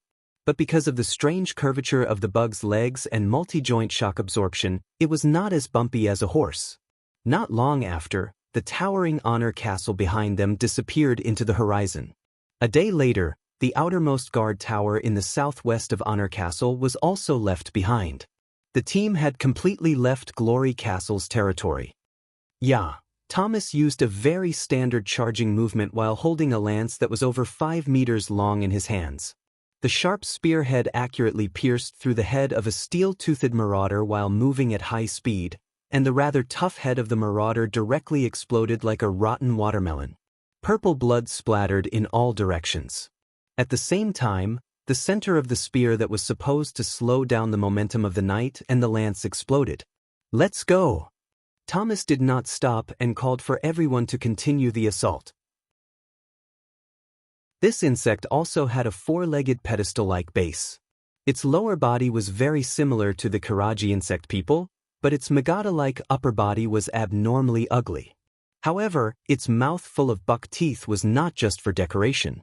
Duque had personally seen an Alliance knight get his upper body bitten off less than 20 meters in front of him. Please note that the entire upper body was bitten off together with the 5 mm thick plate armor.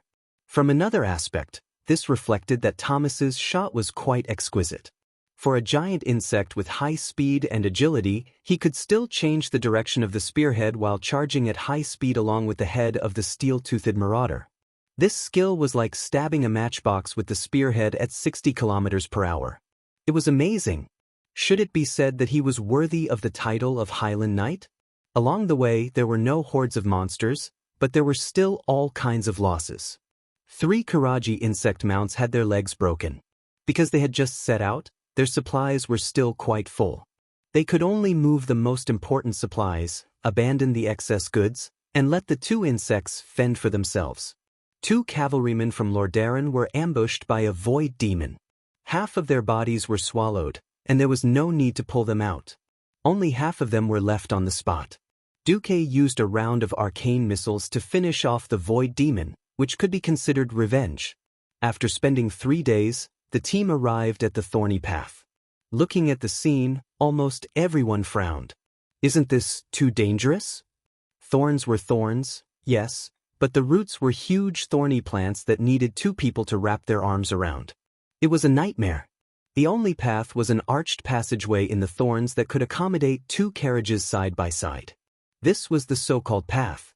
In theory, this could lead to the Taraka forest, but no one knew what was in this path, or if the path would become smaller and smaller after entering. In the end, they were tragically stuck inside, unable to advance or retreat.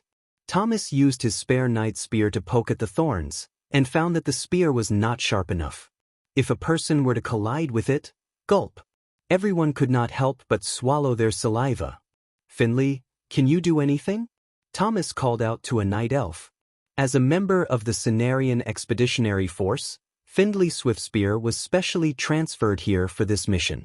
This elite druid looked at it, carefully sensed it, and shook his head. The land here is full of corrosion and decay. My power is not enough to affect the land here. Not to mention these thorns that have been here for at least 1,000 years. Thomas looked at Duque again, and Duque also shook his head. These hardened thorns were quite resistant to fire even if they were dead. If Duque's main body was here, he would have flattened it. Finally, he looked at the sky, and soon Thomas gave up. There were still many flying beasts wandering in the sky. They circled back and forth, gauging each other's strength. From time to time, a raptor would suddenly attack another, and then feathers, blood, and even organs would fall from the sky. The prize for the winner was the corpse of the loser. The Alliance tried to send a team of griffins over, but only one griffin knight returned alive, and he died not long after. "Let's go in. I'll go first." Shaking his head, Thomas took the lead and rode the worm into the thorny path. The dense thorns quickly blocked out all external light. Even with a torch in hand, they still had the vague feeling that they would die the next moment and be impaled on the thorns. This was a path that no one had used for at least 10 years.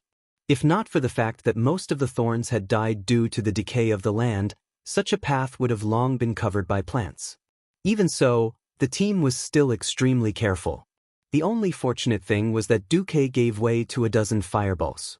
The team formed a long snake formation around them, allowing the light to be slightly better. At this moment, Thomas, who was at the front, suddenly heard a scream coming from a place further ahead. Someone was attacked. Chapter 1388. There were people in front of the thorny path? Thomas's first reaction was that it was impossible. Before he left, he had already confirmed that his team was the only one sent by Honor Castle. Now, the main force of the Alliance was besieging Hellfire Citadel under the leadership of King Varian, and no matter how far the Alliance scouts went, they could not pass through Zangermarsh, which was further west of Hellfire Peninsula. Now, the entrance to the swamp was filled with a thick poisonous fog. Before the Cenarian Expeditionary Army's druids purified the fog, no one could pass through. Could it be Deity? Duque finished Thomas's words. Perhaps this was the only explanation. The situation in the Outland was quite chaotic, and the major forces were intertwined with each other. Kale, that must have sat on his private phoenix and brought his underlings along the way, flying to the northernmost stronghold of the storm to help the Deity guard their home. In the southern Taroka forest, he threw a team of his own there, and they directly became Shotrath City's astrologer. That was it. Although the Deity would not be completely wiped out, what could they do with such a scattered force? In the center of the Outland were the two pits of Hellfire Citadel and Zangermarsh, which blocked the way. What made the Alliance angry the most was that Thrall did not control his subordinates. Or rather, those guys had been harboring evil intentions for a long time. Kargath Bladefist, this guy who died in the dark portal of Azeroth in this life and was resurrected by Sun King as a forgotten warrior hero, actually rebelled and announced that he would accept the power of the Burning Legion as an undead. He also regained control of the Shattered Palm clan and ran to the Shattered Hall of Hellfire Citadel to become the boss. Thrall was exasperated and turned to attack the Shattered Hall. Other than Kargath, there was also the chieftain of the Blood Ring clan, Kilrog Deadeye, and the chieftain of the Bone-Gnawing clan, Harkin Cranium Splitter. In this life, they were killed in the Dark Portal and were also resurrected by Sun King. Like Kargath, they had also served Nuzul under Kill Jaden's control. After being resurrected, they did nothing until they returned to the Outland. Only then did they reveal their ferocious fangs and raise the flag of rebellion. Unlike Kargath, Kilrog and Harkin were nowhere to be found. Duque suddenly had a feeling that the situation in front was related to these two chieftains who had run off. Charge! Thomas jumped down from the Zerg and raised his excellent shield up high. He drew his one-handed sword and rushed to the front. Then, with the illumination spell that Duque cast on his shield, he managed to distinguish the things in front of him and moved as fast as he could. "Don't come over. Don't come any closer." A sobbing voice came from ahead. It was a female Deity. Thomas and the others didn't understand, but Duque heard everything clearly with the help of the translation software. "That's right. It's a Deity." Duque's words made Thomas advance even faster. Thomas carefully placed the upper part of the large kite shield on his visor, revealing only half of his helmet. Using the gap in his helmet, he tried his best to look into the distance. He was close. He was close. It was getting closer and closer. Thomas brought Duque, Findlay, and a few other experts and rushed over first. After running for about 3 minutes, they saw their target. How should I put it? The current situation was rather comical. There were two huge and twisted vines, and in the narrow gap between the two vines, a blue-skinned Deity girl squeezed herself in. She seemed to have used a hammer to smash the small thorns in the middle of the vines so that she wouldn't get hurt and could hide from the pursuit of the two steel-toothed raiders. However, even though the two frenzied raiders couldn't squeeze into the narrow gap between the vines, they still used everything they had to attack the Deity girl. Their sharp claws kept going in and out, scratching the inside. The gap wasn't very deep. Even if the girl squeezed in with all her might, she still couldn't avoid the sharp claws that reached the end. Her butt happened to be facing outwards. Because of their body shape, the Dreity's butt was more perky. As a result, the girl's butt suffered and was scratched by the sharp claws again and again. The fresh blood stimulated these mutated monsters, and they seemed to become even more violent. Duque was the first to make a move, using the old trick of Calm and Mind plus Flame Blast. No matter when it was used, it was always high-end and classy. The sudden burst of light frightened the two steel-toothed darters. The one in front tried to dodge to the right, but in its haste, it was pierced by a large thorn spike. In the next moment, it turned into a barbecued meat skewer.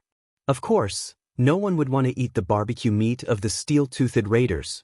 Originally, the other raider wanted to run, but Finley directly smashed Starfire on the raider's head, which instead aroused the ferocity of the beast. It let out a sharp cry and rushed over recklessly, just in time to meet Thomas's charge. Bang! With a loud noise, Thomas directly slammed its whole body into a thorn, and a dozen sharp thorns pierced its body from behind. Even so, it was still fine. It twisted its body frantically, trying to use its claws to kill Thomas and drag him down with it. How could Thomas, who was already prepared, give it this chance? Almost at the moment when charge hit the target, he immediately activated counterattack Windstorm. The raiders' fierce attacks, which were as dense as raindrops, were all withstood by the thick fine shield. With the support of the warrior profession's unique fury, Thomas made an attack that exceeded the limits of his normal body. The long sharp sword seemed to turn into a dagger, quickly and ruthlessly stabbing into the raider's abdomen. 1 slash, 2 slashes, 3 slashes, a total of 20 slashes, almost turning the raider's entire abdomen into minced meat. The two beasts died, and the atmosphere immediately eased. Looking at the humans standing outside, the Deity girl was still in a state of shock. "It's okay. Please don't be afraid.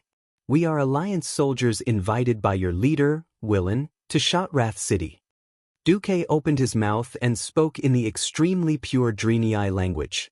This made Thomas and the others quite envious. There was clearly more than one hero who saved the damsel in distress, so why was Mark Dooku the only one to claim credit? Helplessly, other than him, no one else knew Deity language. "You are humans?" Unexpectedly, the Deity girl actually knew human common language with a thick accent. It was a little awkward, but they could still understand it. Everyone, including Duque, immediately realized they had picked up a treasure. "Yes, we are humans." "That's right, who taught you the common language? Those blood elves?" "Astrologer?" "Yes, Lord Willen instructed me that in order to better communicate with the human-led alliance, it would be best for me to learn the common language.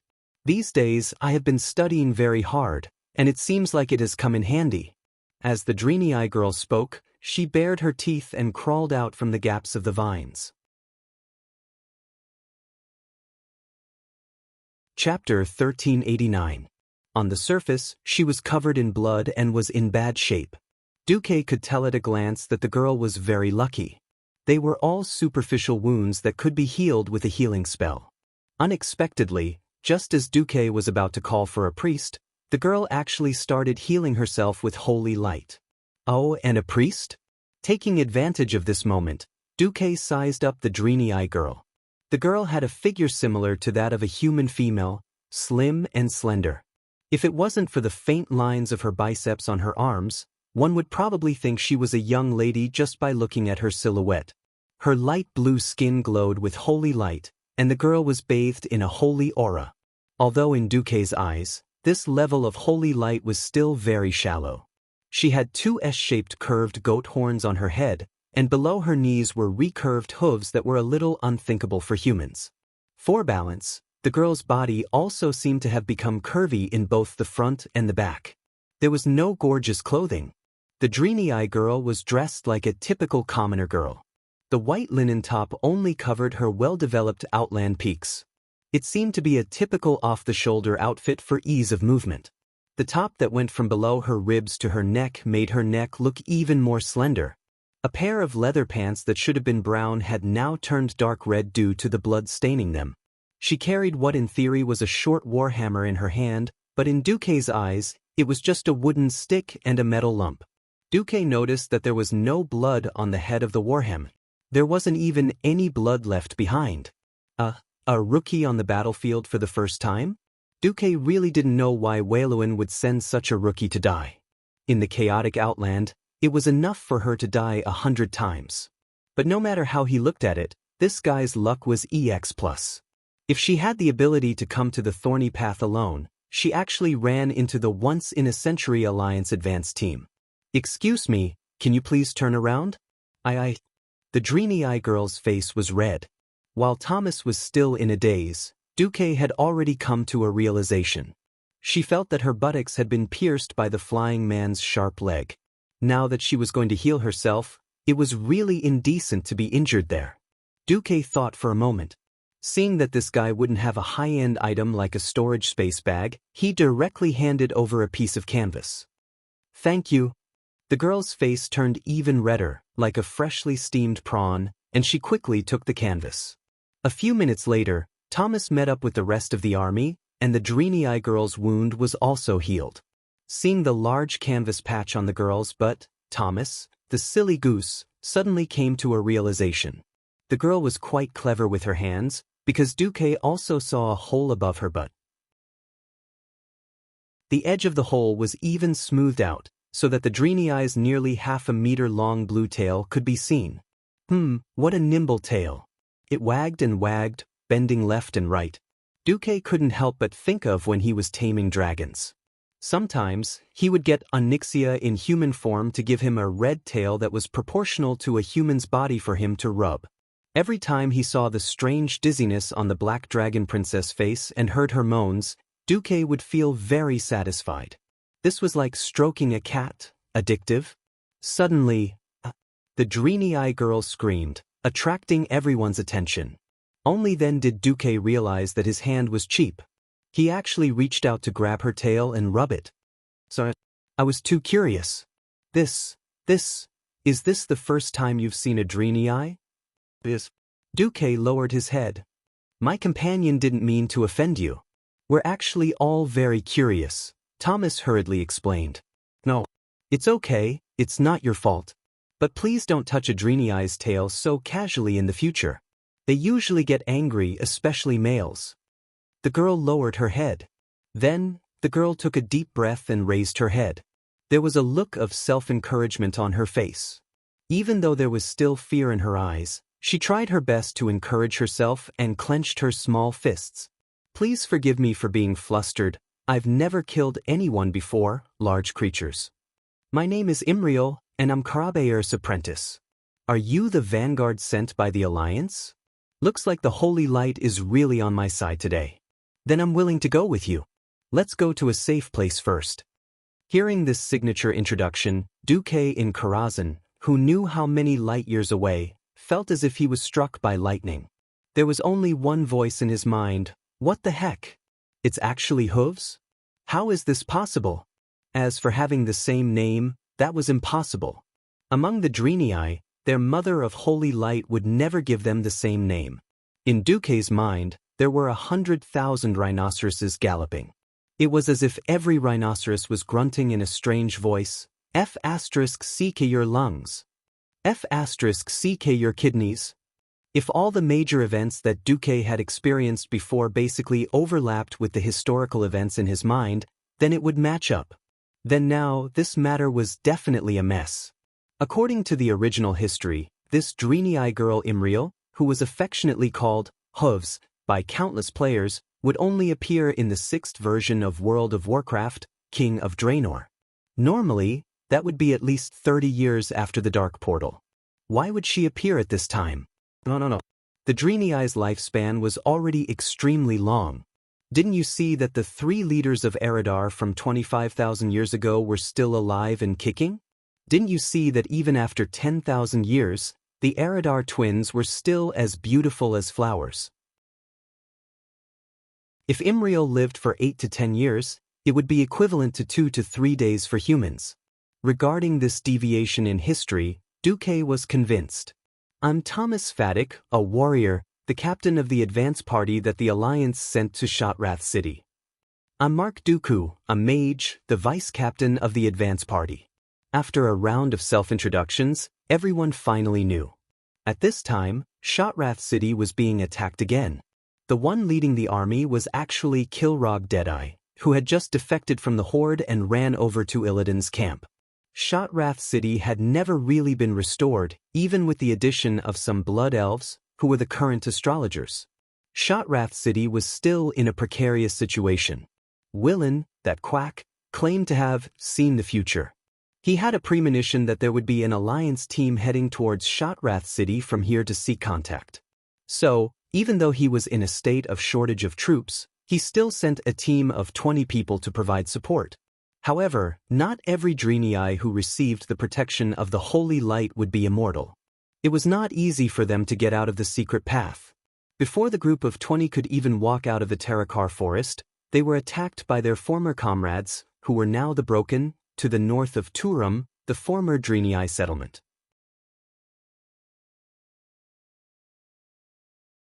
Chapter 1390. The Broken were once a race of Dreenei who were influenced by the power of the Burning Legion. Many of them had lost their rationality and ego due to various circumstances, or changed their appearance and temperament. The current batch of breakers were the brainless ones. After sacrificing half of their companions, they were lucky enough to escape and entered the Thorn Trail. They were then surrounded by dozens of Steelfang marauders, and in the end only Hoof Imriel was left. The original captain and vice-captain were all killed on the way. Duque scratched his head and thought, is this the lucky E of the ancient Wakon? But this was war. Although high-end martial arts could be used as the deciding factor, most of the time, it still depended on the efforts of mortals to tilt the scales of victory in their favor. Duque felt a little sorry for the Dreenei. After transmigrating for so long, Duque had seen many worlds.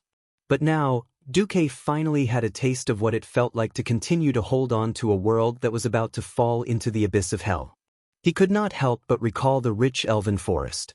Even though it was once burned by the flames of war spread by the beastmen, with the washing of time and the efforts of mortals, it was still able to recover. And not this land that was getting more barren by the day. Let's go. To Shotrath, Thomas said, but realized that Imriel did not move. It was obvious that this Dreenei was acting out what it meant to be a rookie trembling. That was really trembling. The trembling was even more obvious on her tail. That was because every member of the Alliance team was riding on a large bug. These bugs looked very tame. But no matter how she looked at them, they were no different from the Steelfang marauders that almost took her life. Come on, it's okay. Thomas, who was riding on the bug, gently reached out his hand. Imriel looked left and right and said weakly, Mr. Dooku, can I ride on the same mount as you? At this moment, Thomas's body suddenly stiffened, and the expression on his face froze. It was not hard to imagine that his single dog heart received 100,000 points of critical damage at this moment. The bystanders couldn't help but wonder if a gust of evil wind would blow in the next second and cause his entire body to be eroded and dissipate with the wind. Duque's face was full of embarrassment. In Karazhan, Jaina slammed the table and laughed. Duque, I didn't expect you to be able to provoke the little girl even though you're controlling an avatar. Is this the legendary fatal invisible flirting? What else could Duke do when the other party had already said so? Mark, who was controlled by Duque, smiled and said, It's my honor, madam. There's another advantage to sitting behind me. At least you don't have to be afraid of being pricked by the edges of the armor. If that was the case, then forget it. I've never ridden a mount before. Can I sit in the front? I'm afraid I'll fall off.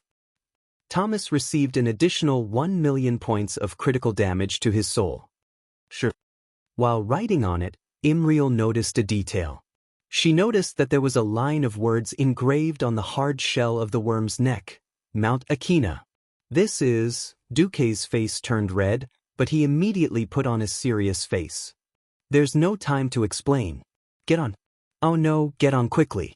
Oh okay. The newbie was pure. She realized that she had been delayed here for too long. Now that her capital was under siege, and her people were constantly being sacrificed, she was still dawdling here. She even needed Mark, an ally, to remind her. She really shouldn't have done that. At that moment, Imriel couldn't help but respect Duque. With someone leading the way, the rest of the matter was much simpler. They still needed to pass through those few areas. Under Imriel's lead, the Alliance's advance party could avoid many places where monsters gathered. While looking for a place to insert the magic net signal booster, they pushed forward. The advance party spent 5 days and finally passed through the thorny rocky grounds, bypassing Turum, and arrived at the southwest of Shotrath City.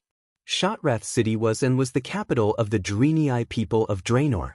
Another meaning of its name was where the holy light is. After Kill, Jaden deceived Nazul and provoked the orcs to start a war against the Dreenii. A fierce battle broke out here. Although the Dreenii held fast to the capital, Shotrath City still fell. The entire city was reduced to ruins until Shotar came here. Originally, this place had already begun to be rebuilt. Although the progress was incomparably slow, it was indeed being rebuilt. Unexpectedly, after Illidan returned to the Outland, in order to make the entire Outland his strongest backing, he began to purge all those who opposed him. At that moment, the sound of war drums outside could be heard even a few kilometers away, reaching the center of Shotrath City. Unlike the tense atmosphere of the battle outside, the center of Shotrath City was quiet. Shotrath City had a strange structure. In the center, there was an incomparably huge hemispherical hall. The buildings of the Dreenii all had a similar style. This hall was a bit like the Temple of Karaba, the Dreenii's holy land. It was supported by huge gray-brown pillars. In between the gaps of the stone building, it was all dazzling purple and blue glass. The pointed leaf-shaped doors were stacked one after another. No matter when it looked like a beautiful work of art. In the center of the hall, there was a human figure made of countless golden leaf-like fragments floating in the air. That was the synonym for holy light. No.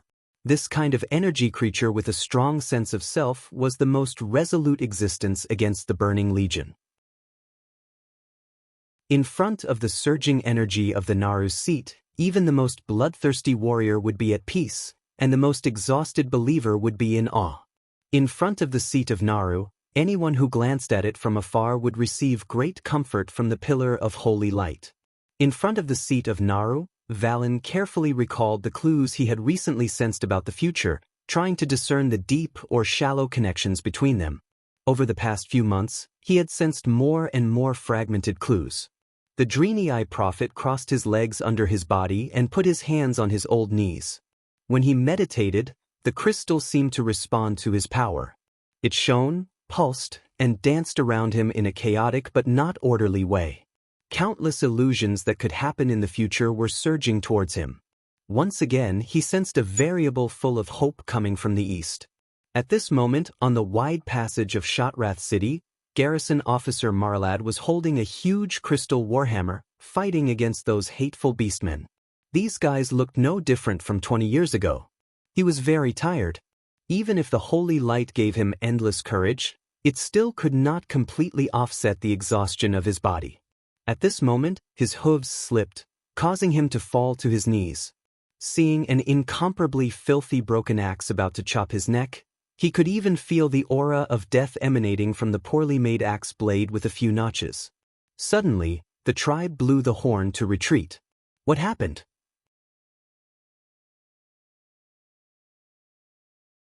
Chapter 1391. The Dreenii were at an absolute disadvantage. Although they had the support of the Holy Light and could theoretically heal their wounds endlessly, the Holy Light was not omnipotent. The blood lost in the wound could not flow back into the body, and the lost strength could only be recovered through rest. Unless there was a high concentration of holy light, there was no way to defend against knives, axes, and clubs. In the face of an enemy 10 times their size, the advantage of the holy light had been worn out. If it were not for the magic support of the astrologer, Shotrath City would have been breached long ago. It could be foreseen that if the situation did not improve, it would be a repeat of 25 years ago, and the Deity would once again lose in a war of attrition. The orcs used blood and lives to wear down Shotrath City. However, the loud sound of war drums, the clanging of weapons, the moans of the dying struggling on the ground, and the angry roars, all the sounds were stopped by the sound of the retreat horn. What happened? Every warrior on the battlefield had a confused expression. Last time, the one who saved Shotrath City from destruction was the blood elf who had now become an astrologer. Who was it this time? No one. In the desolate sky, there was nothing. Ordinary birds and beasts had long been scared away by the loud noise. In the distance, the fell orcs, who had learned their lesson, had sent back and forth patrolling wolf riders. There were no reinforcements in sight. What drove Illidan's lackeys to give up the victory that was within their grasp? There was only one answer. It was a blue flag that had been raised beside the Deityi's holy light war flag in Shotrath City.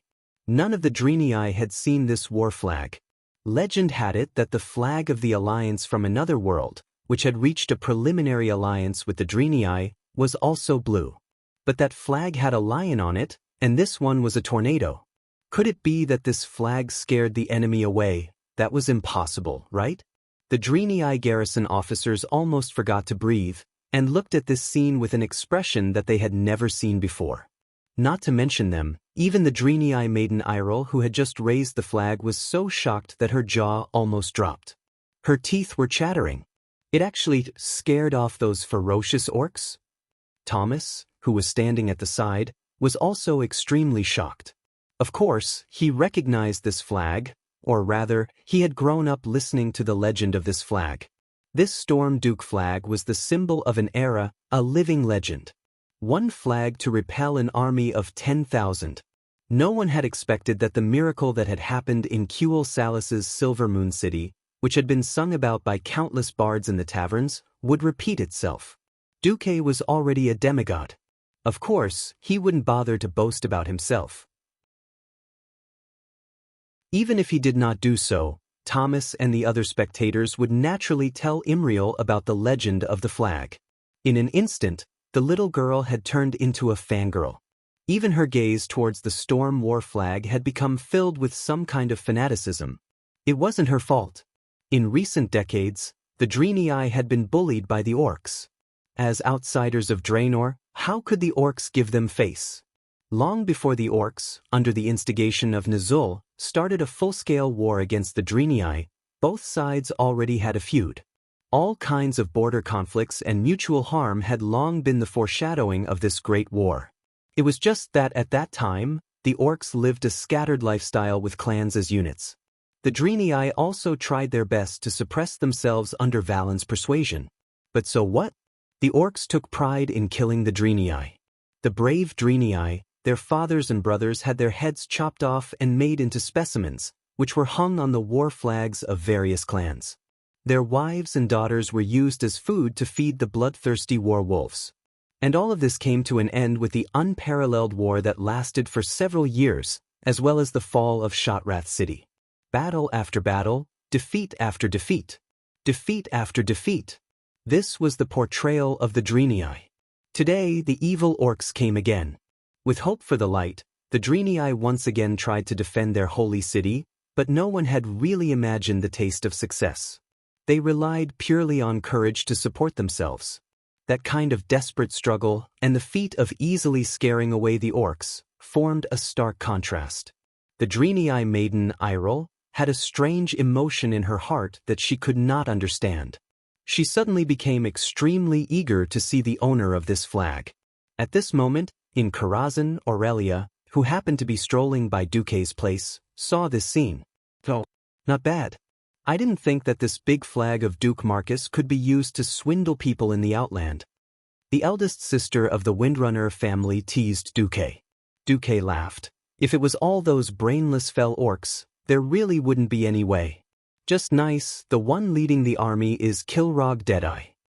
If it was another orc leader who was not clear-headed, he would most likely only be frightened for a moment and would never give the order to retreat. Kilrog was different. He had inherited the memories of his previous life, and also the fear of being an orc. That was from the beginning of the second battle at the Dark Portal. No matter how he struggled, he could not succeed. No matter how he tried to change himself, he was still tortured by Duque. He could not take down the Iron Furnace Fort, and was brutally abused in the final battle. Then, he turned around and followed the new boss, Nazul, and was abused again. He even died next to the Dark Portal. More importantly, Kilrog was one of the rare beastmen who possessed Esper abilities. His single red eye had the ability to see the future to a certain extent, even though it could only see small fragments of the future. But all along, he had relied on this ability to consolidate his power and kill in all directions. This time, without exception, he looked at the flag with his one eye, which was usually blind. As expected, he clearly felt a trace of Duque's divine power. Almost at the moment he looked over, Kilrog saw an illusory projection of Duque that was even larger than Shotrath City. In Duque's deep black eyes, there seemed to be a dazzling seven-colored flame burning in the depths of his eyes. Duque opened his mouth slightly, and the next moment, the voice of the soul that came out seemed to shake the entire Draenor world. Sargera's soul trembles under my feet. Archimonde's soul was nailed to death by me on Mount Hyjal. Kilrog, who do you think you are? I'll only say this once, scram. The buzzing in the soul world triggered countless strange and blurry scenes of light. Kilrog saw at this moment that Medivh, who was possessed by Sargeras, died tragically under Duque's sword. He saw the insufferably arrogant Archimonde being blown to death on Mount Hyjal, and even his bones were still hanging on a withered tree. He saw the huge and boundless distorted Void Fortress being wantonly blown into pieces. It turned out that the new master that he thought was invincible actually had such a weak side.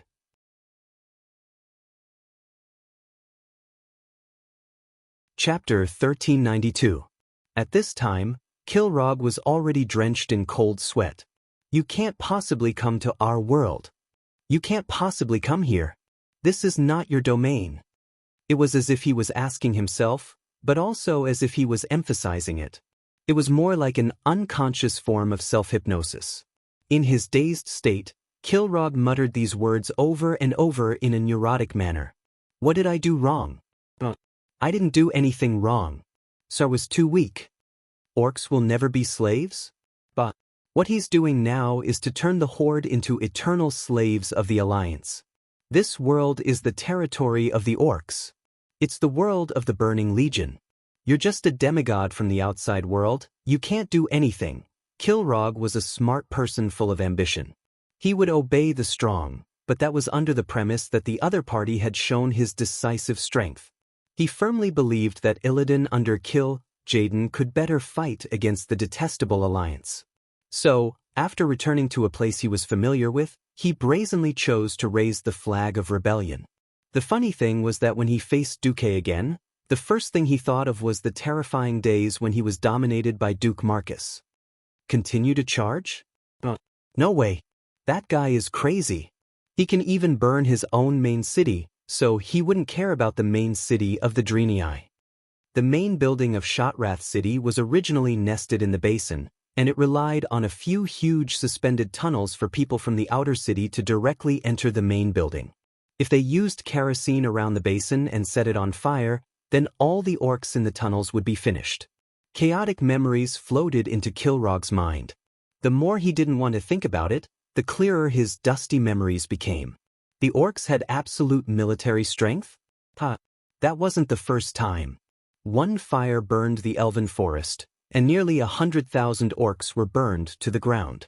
So what if they attacked Stormwind City? Another fire burned another 100,000 of your elites. They had an overwhelming military strength, but every time, hundreds of thousands of orcs would be buried at the bottom of the sea, all to be fed to the fish. Every chief knew that changes had to be made, so they tacitly agreed to Orgrim taking power. But so what? He was weakened time and time again, and faced defeat time and time again. Finally, he reached the end of the road. When Kilrog woke up from the mental shock, he took a deep breath and exhaled all the air in his cold lungs in one go. His vocal cords, which were nourished by shadow power, let out a tremor of fear that came from the deepest part of his soul. All troops, heed my command. Retreat. Although the evil beastmen were bloodthirsty and ferocious, they weren't like the legendary berserkers who completely lost their reason and couldn't distinguish between friend and foe. The signal to retreat rang out. No matter how unwilling they were, they still had to retreat. The Deity guards and soldiers could finally breathe a sigh of relief. They lined up the guards, and then the main force slowly retreated back into the city. A large number of civilians began to pour out. Most of them served as logistics. They carried away every compatriot who was still breathing and used holy light to treat them as much as possible. They also cleaned up every evil beastman who was still breathing. This was not something that Duque and Thomas could handle. On the other side, Imriel, who was still in a state of shock, suddenly quivered. Duque noticed the faint holy light that shone beside her ear. There's such a thing? As expected, Imriel bowed to Duque and the others. Lord Valen is aware of your arrival and is now ready to receive you. Please follow me. All right. Duque and the others were near the outer city. Originally, the fastest way to get there was through the main passage that connected the inner and outer city. Because of the war, the 50-meter-wide passageway was already filled with all kinds of war machines or temporary bunkers. To enter the inner city, it was faster to walk through the basin. Walking through the messy basin, the surroundings had become a huge military camp, or rather, a temporary shelter. There were injured Deity soldiers and skinny civilians everywhere. It was obvious that the city had begun to implement rationing, and all resources were prioritized for the guards and soldiers who could fight. Imriel was obviously a celebrity here. Almost every Deity knew her and greeted her. Of course, not everyone and everything was good. Imriel, when are you going to pay me back the 6 copper coins you owe me? A Deity lady said in Deity language. Duque could clearly see that Imriel, who had been walking briskly after defeating the orcs, was instantly petrified. Duque was speechless. Was this the so-called dark history? Or a hero stumped by a single coin? Who would have thought that the famous Imriel in history would have such an embarrassing moment? When Hoof heard this, her hair stood up on the spot. Her blue tail stood up like a cat's fur. She glanced at Duque guiltily. Seeing that Duque did not seem to be paying attention to her, she patted her chest and hurriedly replied, Mamie, I've brought these guests to Lord Valen's place. That means I've completed my mission. I'll pay you back as soon as I get the reward. Just as she sent the sisters away, the naughty Duque, who was controlling Mark Dooku, said, Miss Imriel, what's 6 copper coins? Do you need me to back you up? On the other side, the Missy shouted again, Imriel. Hoof immediately switched to playing dumb. What? I can't hear you. What did you say? On the other side, she grabbed Duque's hand and said, Lord Valen is still waiting for you. Quick, hero. Before she catches up to us, let's go. If it were not for the fact that it was not the right time, Duque would have rolled on the ground a few times, slapped the table and laughed out loud. Was this still the serious Deity archbishop from his previous life? After entering the heavily guarded passage, Duque and the rest arrived at the huge hemispherical main hall. The curved walls were engraved with mysterious runes that glowed with light. A Naru, who was glowing with a holy light and formed from a number of diamond-shaped blocks, was floating in the middle of the hall. Another older Deity stood in front of the Naru. In every corner of the hall, the beautiful armor of the Deity guards was polished until it shone brightly. Under the Naru's holy light, it looked even more holy. That older Deity should be Valen. Standing around him were a few holy knights and guards, who bowed subtly to show their obedience to him. This obedience stems from a top-down power pyramid that is completely devoid of self-interest. Perhaps, only a race like the Deity, who were completely idealistic, would have such a thing. Duque respected the religious beliefs of others, even if he himself was at the top of the hierarchy. The problem was he, who had received the education of the great celestial empire, was a complete materialist.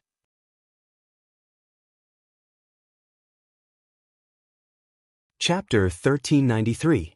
In the world of Azeroth, Duque had seen many gods. There were false gods, true gods, and evil gods. The biggest feeling that these gods gave Duque wasn't that they didn't have their own ideals, but that they were more humanized. Hacker was brainless and xenophobic. Thun was immoral and devoured everything. Ilun was willing to take care of all good creatures under the stars. None of these gods were as pure as the Naru, and none of the believers were as completely selfless as the Draenei. Now that Duque had stepped into the realm of the gods, he should be prepared to have some fanatics who worshipped him. After all, he might be like Ilun in the future, needing priests to spread his faith. Perhaps the power of faith mentioned in many novels before he transmigrated would be a necessity.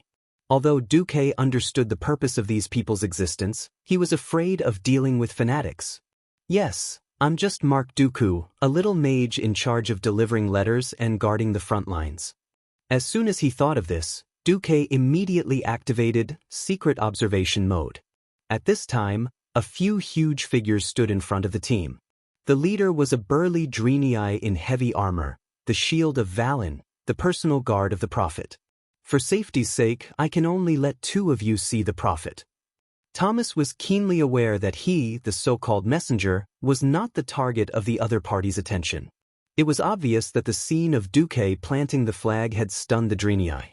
In fact, it was not just Thomas who felt this way. Even Imriel noticed that many eyes were focused on Duque. Imriel flashed a silly smile. I will wait outside. After the Prophet Valen summons you, if you still need me, I will be at your service. Thank you. Thomas and Duque both revealed friendly smiles. Under the guidance of the shield of Valen, Thomas and Duque slowly walked over. As they walked, Thomas used small movements to tidy up his armor that he had already tidied up a few times. Duque heard Thomas muttering softly, I am now representing the Alliance. The two walked closer. Willen wasn't originally a part of Shotrath City. Valen used to live in the Shrine of Karaba. Duque could still remember the first time he saw the Shrine of Karaber in the game before he transmigrated. Above the shimmering sky, bright stars surrounded the bright moon, shrouding the vast land in eternal twilight. The Shrine of Karaber was located between the vast sea and the dark plains of the Moon Shadow Valley. Unfortunately, the Karaber temple had already fallen during the war between the Draenei and the Orcs. In the original history, Nazul, who was still the great chieftain, had once opened a crack to another world in the Temple of Karaber, which resulted in the explosion of Draenor.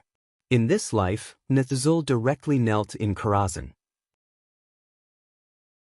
According to the information that Kael, that's had previously sent back, after the Orcs lost Nazul, the temple was occupied by the Lord of the Abyss, Magtheridon. Then, when Illidan was beaten up by Arthes in Northrend, he returned to the Outland and colluded with Magtheridon. The Temple of Karaber became Illidan's lair. By the way, when it was occupied by the Orcs, the Temple of Karaber was renamed the Temple of Darkness.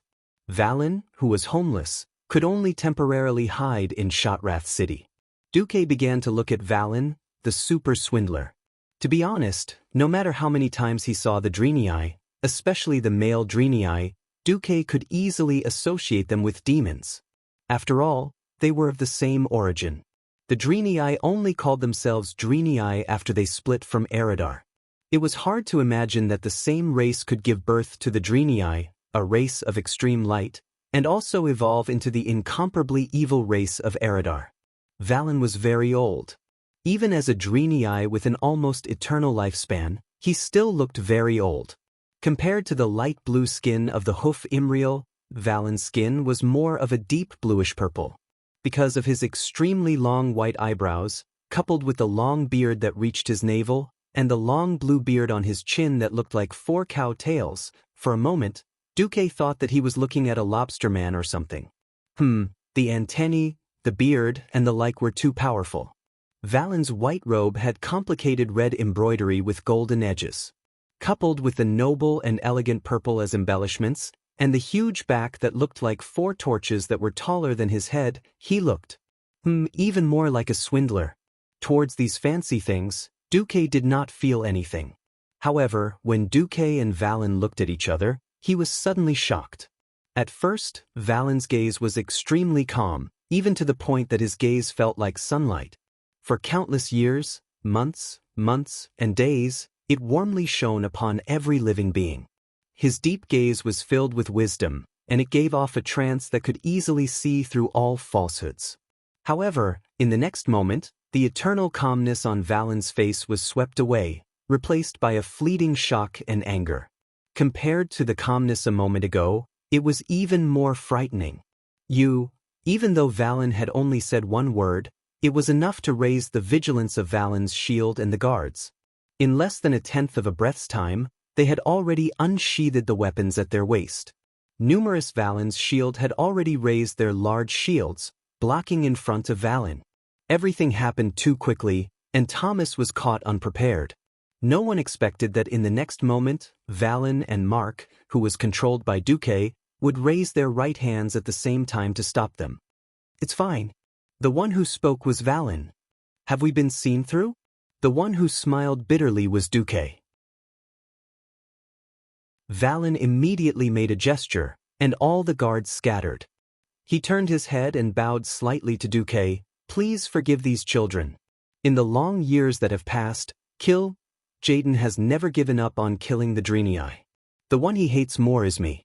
That is why there has never been a lack of assassinations around me." "I understand," Duque replied calmly. "I have my difficulties as well. Can you keep what you saw a secret for me?" "Of course." After receiving Valen's reply, Duque turned around and faced the dumbfounded Thomas. "My apologies, Brother Thomas. Actually, I am the envoy for this visit to Shotrath City.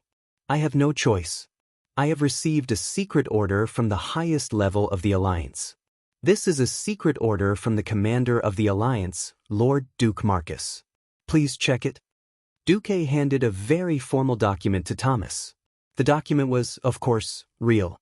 It was just something that Duque had casually made up last night while controlling Mark to take a dump.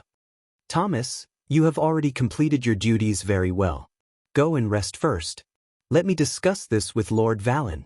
After sending off Thomas, who had a strange expression on his face, Duque faced Valen alone. "All right, let's get straight to the point."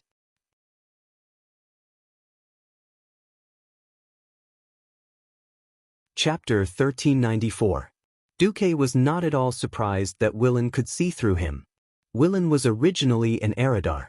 This mysterious race not only had high intelligence, but they also had talents that other races could only look up to in terms of the soul and the use of various energies.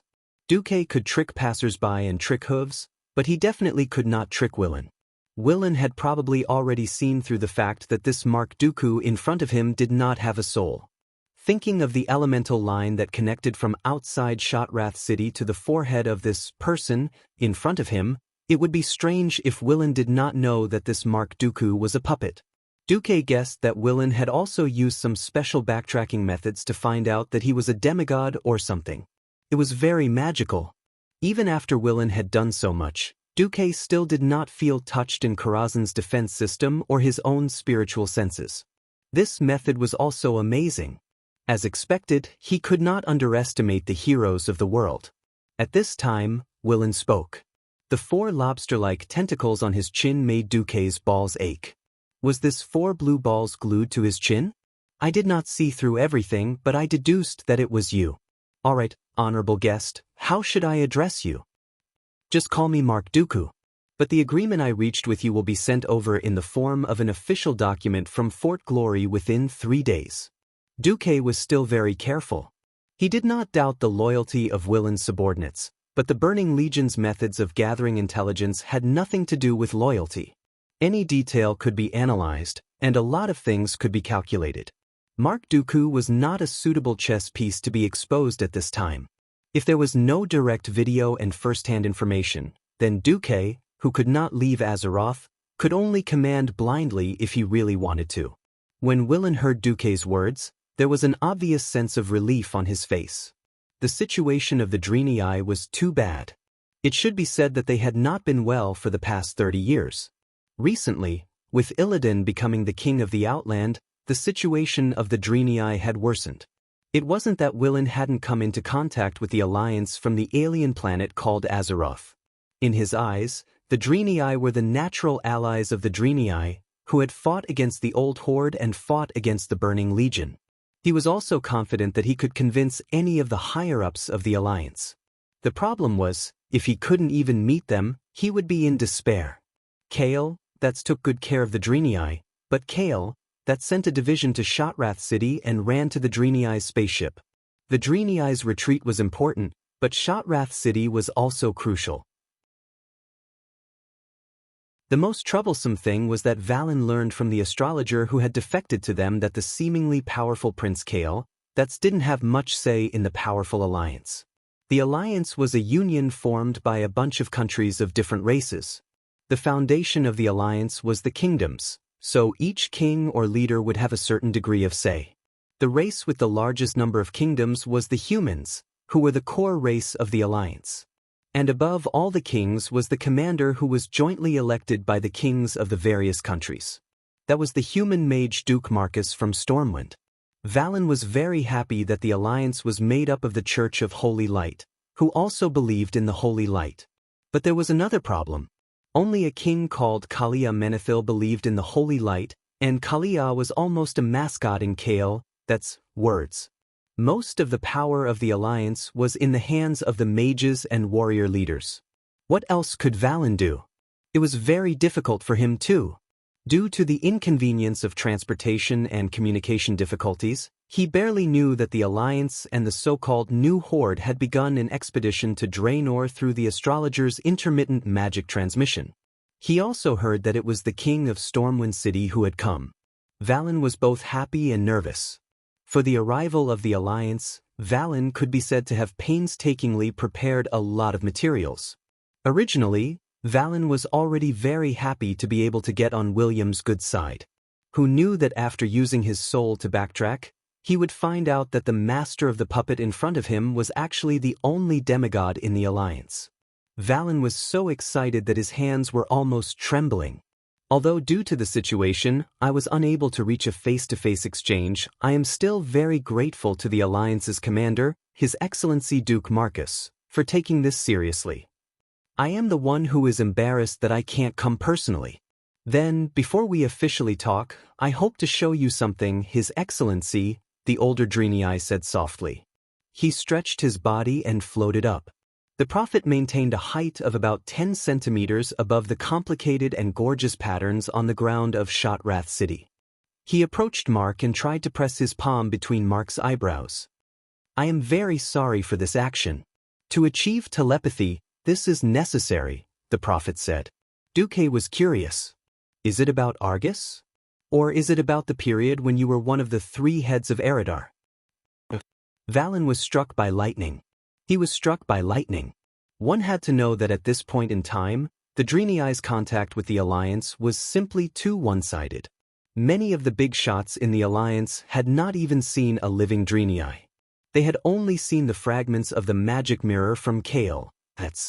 In addition, there were not many people from Eridar in the Burning Legion. Even Archimonde, his appearance had changed a lot under the dark energy change. Most of the Alliance had no way to connect the Burning Legion demons with a pair of bat wings with the Draenei. And the ones they were fighting on the front lines were still their old enemies, the Fell Orcs. Who would have thought that Duke would reveal Valen's background right from the start? That was not all. There was more to come. Don't be surprised.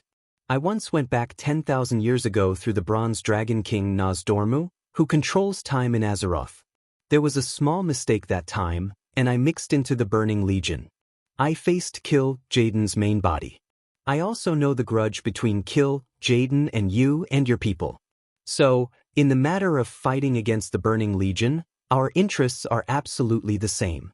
If there are no major problems, I will represent the Alliance to invite the Draenei to join. Wait. Happiness came too suddenly, and Valen simply did not know what to do. For the past 25,000 years, The Deity had been hunted down and defeated again and again. It was fine if they were not a match for the Burning Legion. When they came to Draenor, they continued to be beaten by the orcs. After the orcs were finished, Illidan continued to beat them. In the eyes of many of the Alliance's higher-ups, the Deity were scum. Small population, weak combat power. In Kale, that's report, it only mentioned that helping the Deity could gain an advantage in the war in Draenor.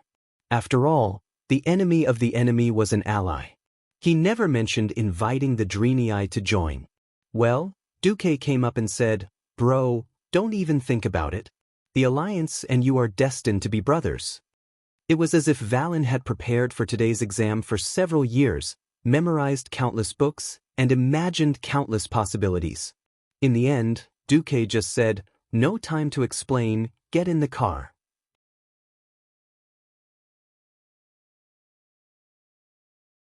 Chapter 1395. Valen was still in a daze. He could not believe his ears. Didn't the Deity need the Alliance?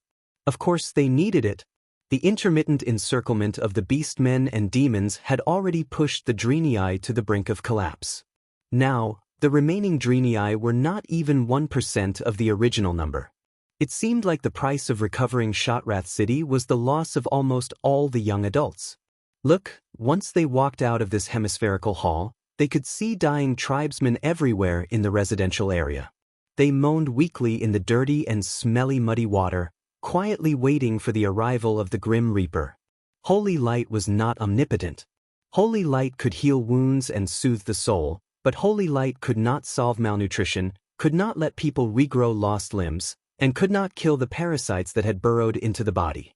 Although Valen did not doubt that if those evil and dirty beastmen invaded the residential area, his dying brethren would teach the invaders what willpower was and what a desperate counterattack was, this could not stop this from being the best manifestation of the cruel reality of dying struggle.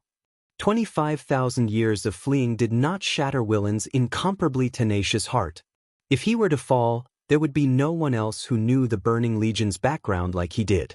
He could not fall, even if his tribesmen were all dead, even if he was the only one left. At this time, he learned about the Alliance, and that there was a world in this world that the Burning Legion could not even touch. Even the astrologer of Shotrath City showed him a short video of the Burning Legion's invasion, including Archimonde's corpse hanging on the World Tree's severed limb on Mount Hyjal. Back then, in order to boost morale, the Alliance played this video on repeat in the main cities of the Alliance for 3 months.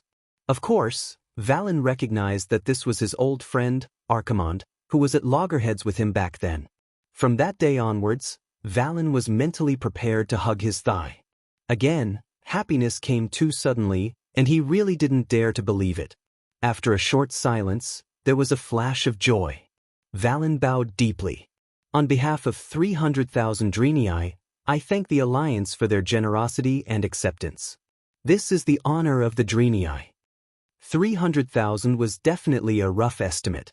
The Deity had been killed off a long time ago, and were chased everywhere by the beastmen like ducks. Duque truly wondered if there were still 100,000 sane Deity. Of course, Duque did not doubt that Willen had a special way to communicate with his people. For example, the twin emperors. That kind of precise number, which was accurate down to the single digit, had almost scared Duque out of his wits when he had first reported it. Of course, Duque would not deny this number. For a human population of tens of millions, even if all the Deity went to Azeroth, they wouldn't even cause a ripple. That's easy. All countries in the Alliance are equal, and the Deity are no exception. Let the subordinates discuss the specific details. Now that the connection to the magic network is good, you can tell us if you have any requests. The Alliance will try our best to satisfy you. Food. Valen blurted out. As if he was afraid that Duque did not understand the severity of the problem, Valen emphasized, a large amount of food. The war destroyed all production. We've lost all our fields, so we can only send a small number of our compatriots through the secret tunnel every day to gather food in the forests outside the orcs' control. Food, right? How much do you want? The first batch, I hope to have 100 tons, and the sooner the better. As you wish. At this moment, Dumuk's level shot up from 0 to 100. He did not even need to blink. Dumuk, magic lamp possession. He heard Duque snap his fingers, and the next moment, a few dimensional bags suddenly opened beside Duque. Clang, clang, clang. The sound of hard objects falling to the ground was continuous. Rectangular strips about 20 centimeters long, shining with golden light, fell out of the void. In just a few blinks of an eye, they had already piled up into a small mountain in front of Valen.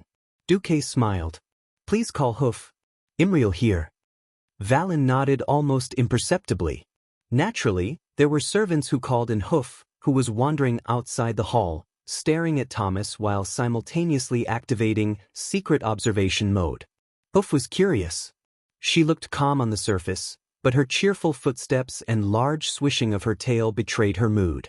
What calmness! It was obvious that he had eagerly rushed over. Teacher Valen, you called for me? Imriel was a little excited, but also a little nervous. Valen looked at his young disciple with a loving gaze. Ambassador Dooku is looking for you. Hoof turned her head and blinked her eyes. Is there anything I can help you with? Duque smiled without saying a word. He snapped his fingers again, and a 50 centimeters long, 25 centimeters wide, and 20 centimeters tall thing that looked a little like an ice basin formed in front of the Deity. At the same time, he also communicated with the water elemental plane and poured a basin of water into it. Although the taste will not be too good, it is indeed made from high-quality food. After saying that, Duque casually picked up a piece of gold and tore off the surface wrapping, revealing a solid brown piece. Duque casually threw it into the pool. At first, it was nothing, but soon the small brick at the bottom of the pool began to react with the water, and bubbles kept coming out. Plop plop. The strange sound attracted the attention of the surrounding Deity. In less than 30 seconds, the small piece of brick greedily absorbed the water at a speed visible to the naked eye, and became a big soft cake that almost burst the ice basin. Duque made a gesture of invitation. A Valen shield stepped forward, broke off a small piece, and put it in his mouth. Soon, a smile appeared on his rough face. I tasted wheat, eggs, and a few plant seasonings. It is quite nutritious. Almost as soon as he finished speaking, Imriel's tail spun like a windmill. Let me try it too? With light steps, Imriel also broke off a piece. It tastes good. Why did you say it did not taste good? At this moment, in Karazhan, Duque slapped his forehead, his face full of bitter smiles. Aurelia, who was beside him, touched his nose and smiled faintly. Whether it tasted good or bad was relative. As a transmigrator, Duque's understanding of modern warfare definitely surpassed that of the world of Azeroth. He had long proposed the concept of compressed biscuits. Before Duque transmigrated, the humans and dwarves of the Azeroth all ate bread as their staple food. But during the two large-scale battles across the sea, bread was too troublesome and took up too much space. So, Duque insisted on adding things like compressed biscuits and canned fish to the logistics. To be honest, these were all warehouse goods from a few years ago, but the Deity treated them like treasures.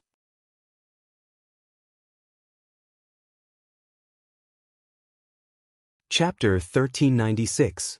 As a fan of the puppet army before his transmigration, and a commander who had personally led troops through many battles, Duque was well aware of how tough it was for the soldiers.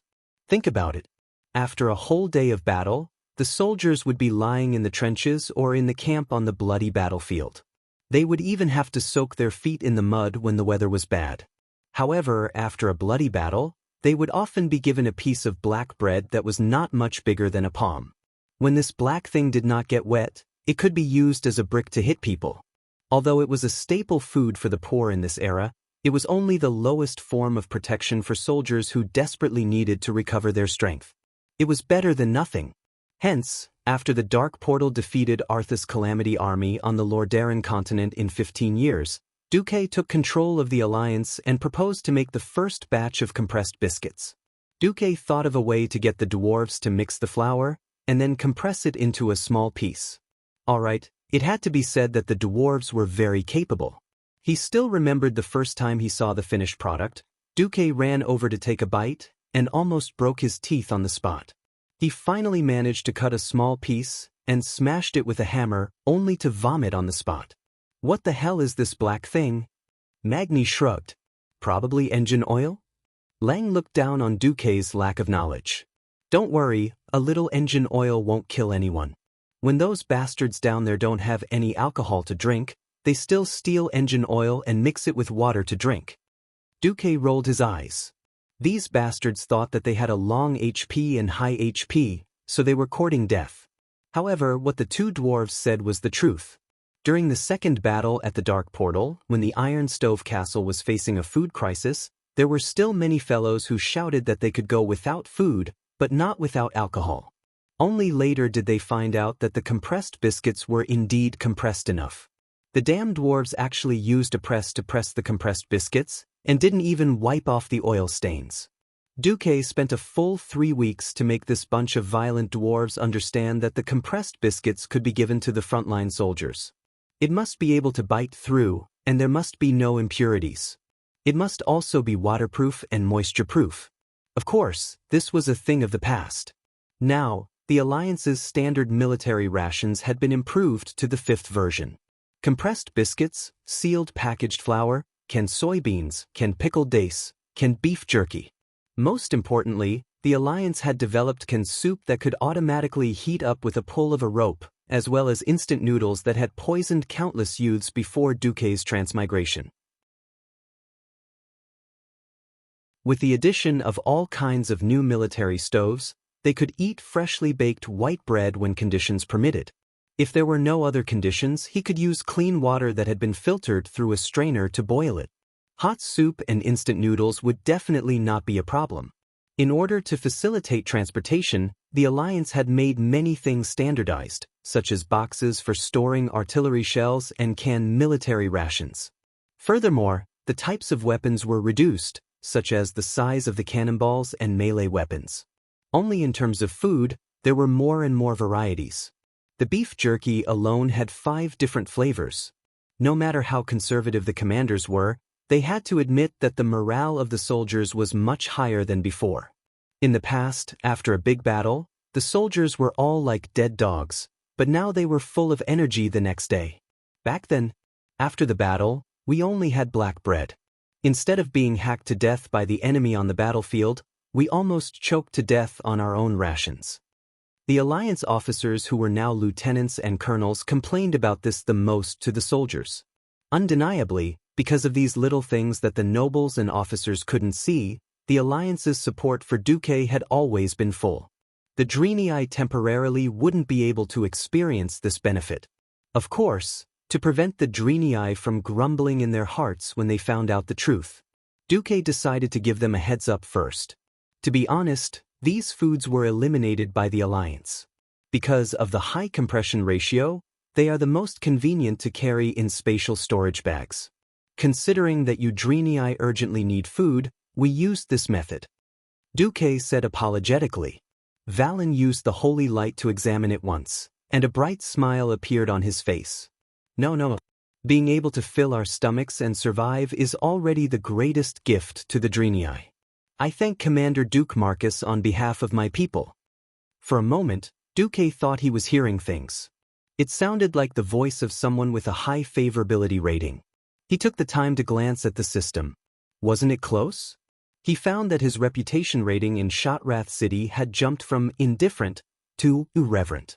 Needless to say, this time he almost moved himself. To use the food that the Alliance had accumulated for 6 to 7 years and was about to expire to give a favor, and then gain a huge boost in reputation, this was a good deal. Imriel, please distribute this food to your people. Duque turned and said to the hoof, who knew that when he turned around, Duque almost burst out laughing. Although the hoof was full of energy, it was actually starving, or it could be said that the food in Shotrath City was too bad, causing it to be gluttonous. What happened to the food test? What the hell, eating until both sides of your cheeks are full, what the hell is this? After noticing Duque's gaze, The hoof was so scared that it choked. It grabbed its neck with both hands, looking like a ghost that was about to hang itself. Woo-woo, help. Duque was speechless. He also did not know how he understood. Anyway, he first passed a pot of water to Imriel and let her gulp it down, then helped her to pat her back a few times. Only then did she gulp down the food. Hoo-hoo, I almost thought I was going to choke to death. The hoof kept patting her chest. Duque noticed that she was choking on her tears. Valen, who was at the side, held his forehead. He was speechless, as if saying, "Why did I teach such a disciple?" "Excuse me." Valen could only smile bitterly. Duque thought of something. "No, it's okay. Imriel's behavior reminded me. A person who has been starving for too long, suddenly overeating, will cause sudden death. So even if the food is distributed, please slowly increase it." Valen was slightly stunned, and the gratitude in his heart increased. A person who can think of such details is indeed a person whose heart is filled with holy light. Duque was speechless. All right, a few words can bring up the topic of holy light again. I, who was seriously discussing scientific knowledge with a fraud, feel so helpless. On the other side, Duque and Valen were discussing the next step of cooperation. On the other side, Imriel, surrounded by the guards, had already begun to distribute food. "We have already joined the alliance from the world of Azeroth. This alliance has defeated the Horde more than once. They even killed the first chief of the Horde, Black Hand. The alliance has just sent people to deliver food. Everyone has it, no need to squeeze." On this day, countless Draenei were in tears.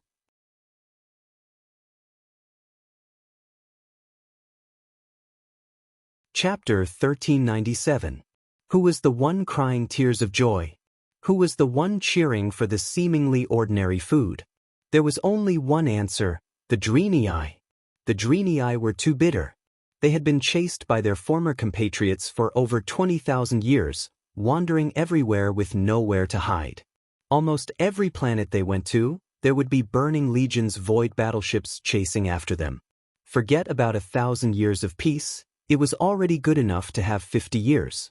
Many times, the civilizations and races they encountered were weaker than them. They could not help them resist the burning legion. In order not to screw them over, they would even take the initiative to leave those planets with intelligent beings. How could they be like today, receiving shelter and protection from a powerful force? From the astrologers who had already become a branch of Shotrath City, they had heard of the powerful legends of the Alliance. Now, it seemed like they were lucky enough to be witnesses to this invincible legend. Be careful not to choke. If you've been hungry for too long, your stomach won't be able to take it if you suddenly eat too much. She had a serious expression on her face, as if the person who had just choked on the food was not her, but some passerby. Fortunately, the Draenei all believed in the holy light. Even the apprentices from Karabeir's temple had a sense of blind obedience. Both adults and children were hungry, but they were very disciplined. There was no crowding, no fighting, and everyone lined up to wait for Imriel and the others to distribute the food. Do you see that?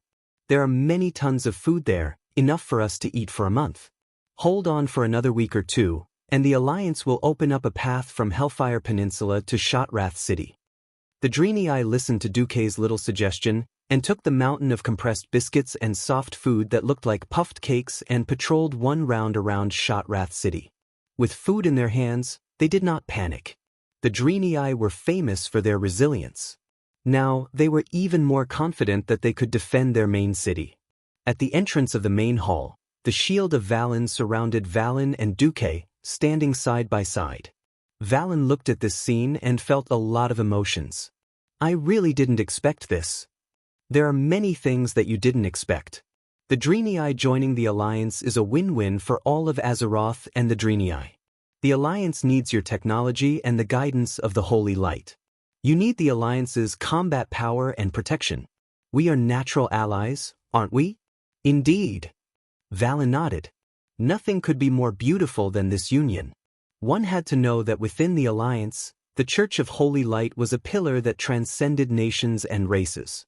Even though the Night Elves had the protection of Elune, the Holy Light Church was still the main force in the Alliance. Coincidentally, ever since Alonso's and Uther died, the position of Archbishop of Holy Light had been vacant. Duque immediately suggested that the great trickster Willan should take this position. They were of different races, but their beliefs were the same. In addition, educating outsiders was a great honor for the Dreenii. How could Valen refuse? His heart that was hanging in the air had long since been put down. As long as the Alliance sent reinforcements, they would be able to announce that Delaney had perfectly merged into the Alliance. Praise the Holy Light. Praise the Alliance. Long live the Prophet. Now that he was full, if he didn't roar, how could he be worthy of this ecstasy and joy? The entire Shotrath city was boiling. The noise spread thousands of meters away, and the entire Fel Orc camp could hear the unique cheers of the Dreenii. Kilrog Deadeye knew that Shotrath city wouldn't be able to be conquered by just relying on him and his Fel Orc army. He was also suffering. When he first joined Illidan, the first order that Illidan gave him was a death order. But in the past few days, he couldn't contact Illidan at all. His new master seemed to have disappeared from the face of the earth. The command center of the entire Outland army was completely paralyzed, and the commanders of each place were fighting their own battles. Megtheridon asked for help from the Dark Temple, but the Dark Temple ignored him. He asked for help from Vasht's Naga army in Zangarmarsh to the west, but Vasht said that without Illidan's orders, she could only continue to carry out her original orders and extract the lake water from the swamp. As the saying goes, every family has its own problems. At this time, the tribe was also in trouble. In the frontline camp outside Hellfire Citadel, Thrall looked up at the sky. The Azeroth sky and earth seemed to be a distant memory, far away in his mind. All he could see was the endless darkness in the sky, torn apart by the occasional flash of light or mysterious energy. Seeing the stalwart figure beside him, Thrall asked, "What's the situation?" "There are a lot of casualties, but more importantly, our food supply can't keep up." The dead man had no expression to speak of, but Orgrim's voice was full of shame. "It's all my fault. I should have known that the situation would be worse than I thought." He thought that when he returned to his hometown, the tribe with the orcs as the core would be fighting on home ground. He didn't expect that his hometown was still his hometown, but it had long changed beyond recognition. Even with the addition of the goblins, the tribe's supply method was still primitive. It was the kind of gathering local materials and then consuming the surrounding natural resources like locusts. 23 years ago, in the era when Orgrim left, it was still possible to hunt near the Dark Portal, despite the lack of resources. Now, the land was completely barren, and even if there were monsters wandering around, most of them were demonized creatures that had been seriously contaminated by dark energy. There really weren't many prey that could be eaten. It wasn't that demonized creatures couldn't be eaten, but the problem was that eating them would make them more and more like Fel Orcs, and that was completely putting the cart before the horse. Originally, Thrall had also asked Kilrog and the other orcs who came from the Dark Portal later, but he didn't expect them to have ulterior motives. They actually lied and said that they were not much different from Orgrim's time.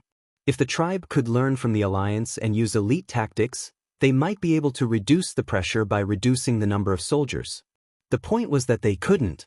Ask the Alliance for help. I'm willing to bet that Duque calculated that we would have a problem with supplies, so he must have reserved our share. Orgrim gritted his teeth. This wasn't hatred, it was more like helplessness. None of the tribe leaders could blame Duque, because before they passed through the Dark Portal, Duque had specially asked William to ask if they wanted to prepare supplies for the tribe. Of course, supplies were not free, and the tribe needed to exchange more ore and resources. There's no other way. That's the only way. Thrall sighed. He had long noticed that the tribe was being invaded by the Alliance's economy and culture. Ever since the ceasefire and forming an alliance with the Alliance, he had been paying attention to boosting the tribe's race soul and reducing the invasion of the Alliance's various values and social views. Now it seemed that he had failed. Half a day later, the canned beef from the Alliance arrived from Fort Glory. There was a burst of enthusiastic cheers in the tribe's camp. This made Thrall feel even more defeated.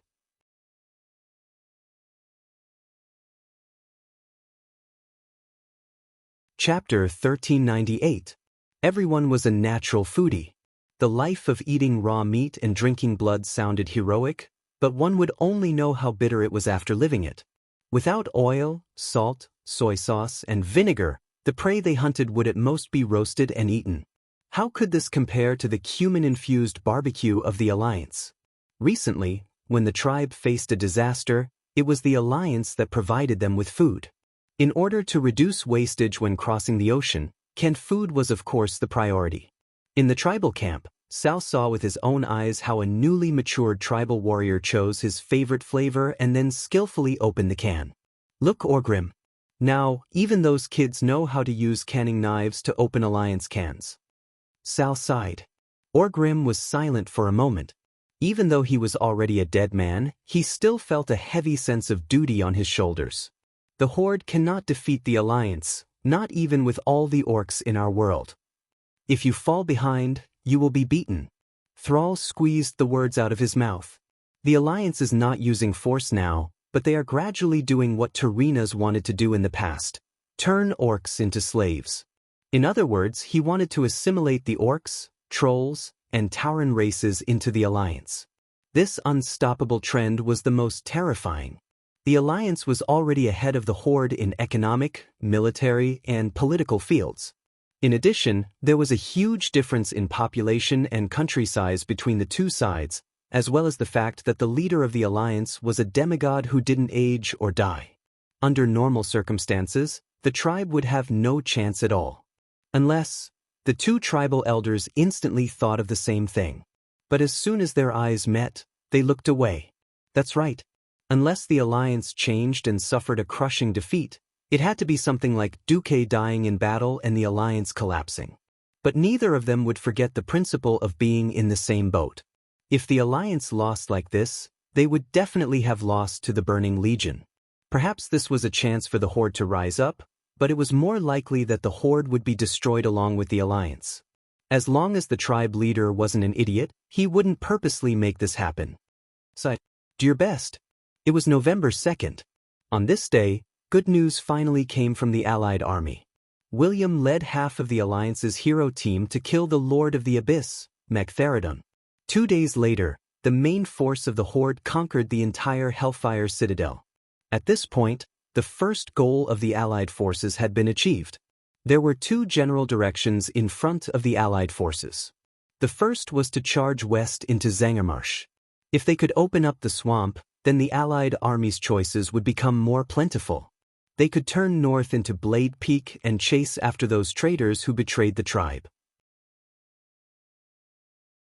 Finally, they could go further north to the Nether Storm and settle all the unstable factors. They could also head south of the swamp and enter Nagrand, where most of the normal orcs lived. The second was to enter Terrakar Forest from the southwest. He would completely establish a connection with the Draenei and then use Shotrath City as a base and supply transfer point. However, the following march would not be easy. This was because the Auchenton area in the southern part of the Taroka Forest was completely out of control. There were a large number of undead creatures, Illidan's lackeys, and the crowmen. Of course, they could directly attack Moonshadow Valley from the east of Shotrath City, where Illidan's lair, the Black Temple, was located. But if he did that, he would run the risk of his retreat being cut off. Because Vashj could easily ambush the Allied army's supply line. No army could withstand this kind of attack from the front and back. However, the Allied army could not avoid it at all. From Fort Glory to Shotrath City, Duque and his party could be said to have a smooth journey. That was under the premise that the Nagas did not make a move. Because on the road from the Thorn Cliffs to Shotrath City, not far to the north was Lake Hermia. That lake was connected to Zangermarsh. Within 5 kilometers of the water, it was definitely the Nagas' world. In the Allied army meeting, the leaders of the Alliance and the Horde were all worried. Don't you have Nagas in the Alliance? How about letting them go into the swamp and fight with that Vashj? Orgrim would never forget how the elites of the Blackrock clan under his command were tortured to the point of crying for their parents 20 years ago. It was the same in South Shore, and it was the same in the Hinterlands Seaview Cliff. Varian smiled bitterly and shook his head. I've already asked. I've also asked Duque to borrow that Naga. Did Duque refuse? Sal asked. No, the point is that Duque thinks that Vashj is likely to be a demigod. He doesn't have any good suggestions to give us. This time, the faces of the leaders did not look good. They were good at fighting on land and barely passable in air battles. When it came to water battles, they could only be a group of salted fish shouting 666 at the side. Even with underwater breathing magic, it was useless. Did they have to go into the water wearing metal cans? There was no need to fight, they would sink directly to the bottom of the water. Once the duration of the magic ended, they could only type GG amidst the laughter of the Nagas. Can we only find a breakthrough from Taroka? Orgrim muttered. Varian let out a breath of turbid air. Fandral, in the name of the commander of the Alliance Expeditionary Army, I order you to lead the Cenarian Expeditionary Army and build a forward base just past the Thornfang region. You will think of a way to deal with Vashj's Naga troops. At the very least, you must restrain her. Fandral Staghelm said bitterly. Ever since Du made a small report before Isra left, Fandral's position in the Cenarian Assembly had become a little unstable. Tyrande had sent him to the Outland with a single order. Under the double pressure, he had no choice but to obey. All right, it was not wrong to let the Druids deal with the underwater creatures. After all, only the Druids could transform into seals and have underwater combat power. Ignoring the constipated Fandral, the Alliance and the Horde began to discuss the defense of Taroka. The final result of the discussion was that the Alliance would defend Lake Hermia in the north of Taroka Forest, be responsible for transforming Shotrath City, and build a fortress at the entrance of the Moon Shadow Valley to prevent Illidan's counterattack. The Horde would focus on attacking the Auchinton area and opening up the road to Nagran so that more orcs could join the Alliance. This plan did not seem fair at all. The Alliance had to divide their forces, and the burden was also heavy. As the leader, one had to have the responsibility of leading. Now that the Alliance was stronger, this was the only way. In Karazhan, Duque finished reading the copy of the conference report sent by Varian, threw it aside, and rubbed his eyebrows. I didn't expect Vashj to become such a huge problem. On the surface, once the road to Nagran was opened, it was possible to take 1,000,000 Horde troops and ignore Vashj and directly attack the Black Temple. But in reality, that was not the case. In the Outland, the teleportation portal was quite unstable. At most, Duque could open up a teleportation portal that was specifically connected to Shotrath City, but he could not guarantee a teleportation portal that continued to the front lines of the Moon Shadow Valley. Without a guarantee of supplies, he could not expect the frontline soldiers to have any combat power. I still have to deal with Vashj first.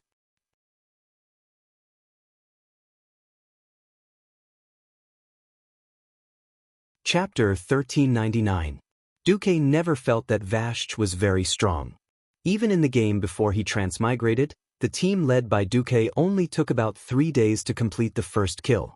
In the reality of this life, Vashj became a big problem. If a Naga was more than 5 kilometers away from any large body of water, their strength would greatly decrease. Not only because they were aquatic creatures, but also because there was too little water in the air, which would directly affect the strength of the female Naga's magic. In water battles, Vashj, who was probably already a demigod, was almost unbeatable. As long as they stayed in deep enough water, in theory, only the deep-sea giants could fight the Naga. The deep-sea giants did have a boss called Morogrim Tidewalker, but the problem was that he was also in the Serpent Shrine. He was Vashj's underling.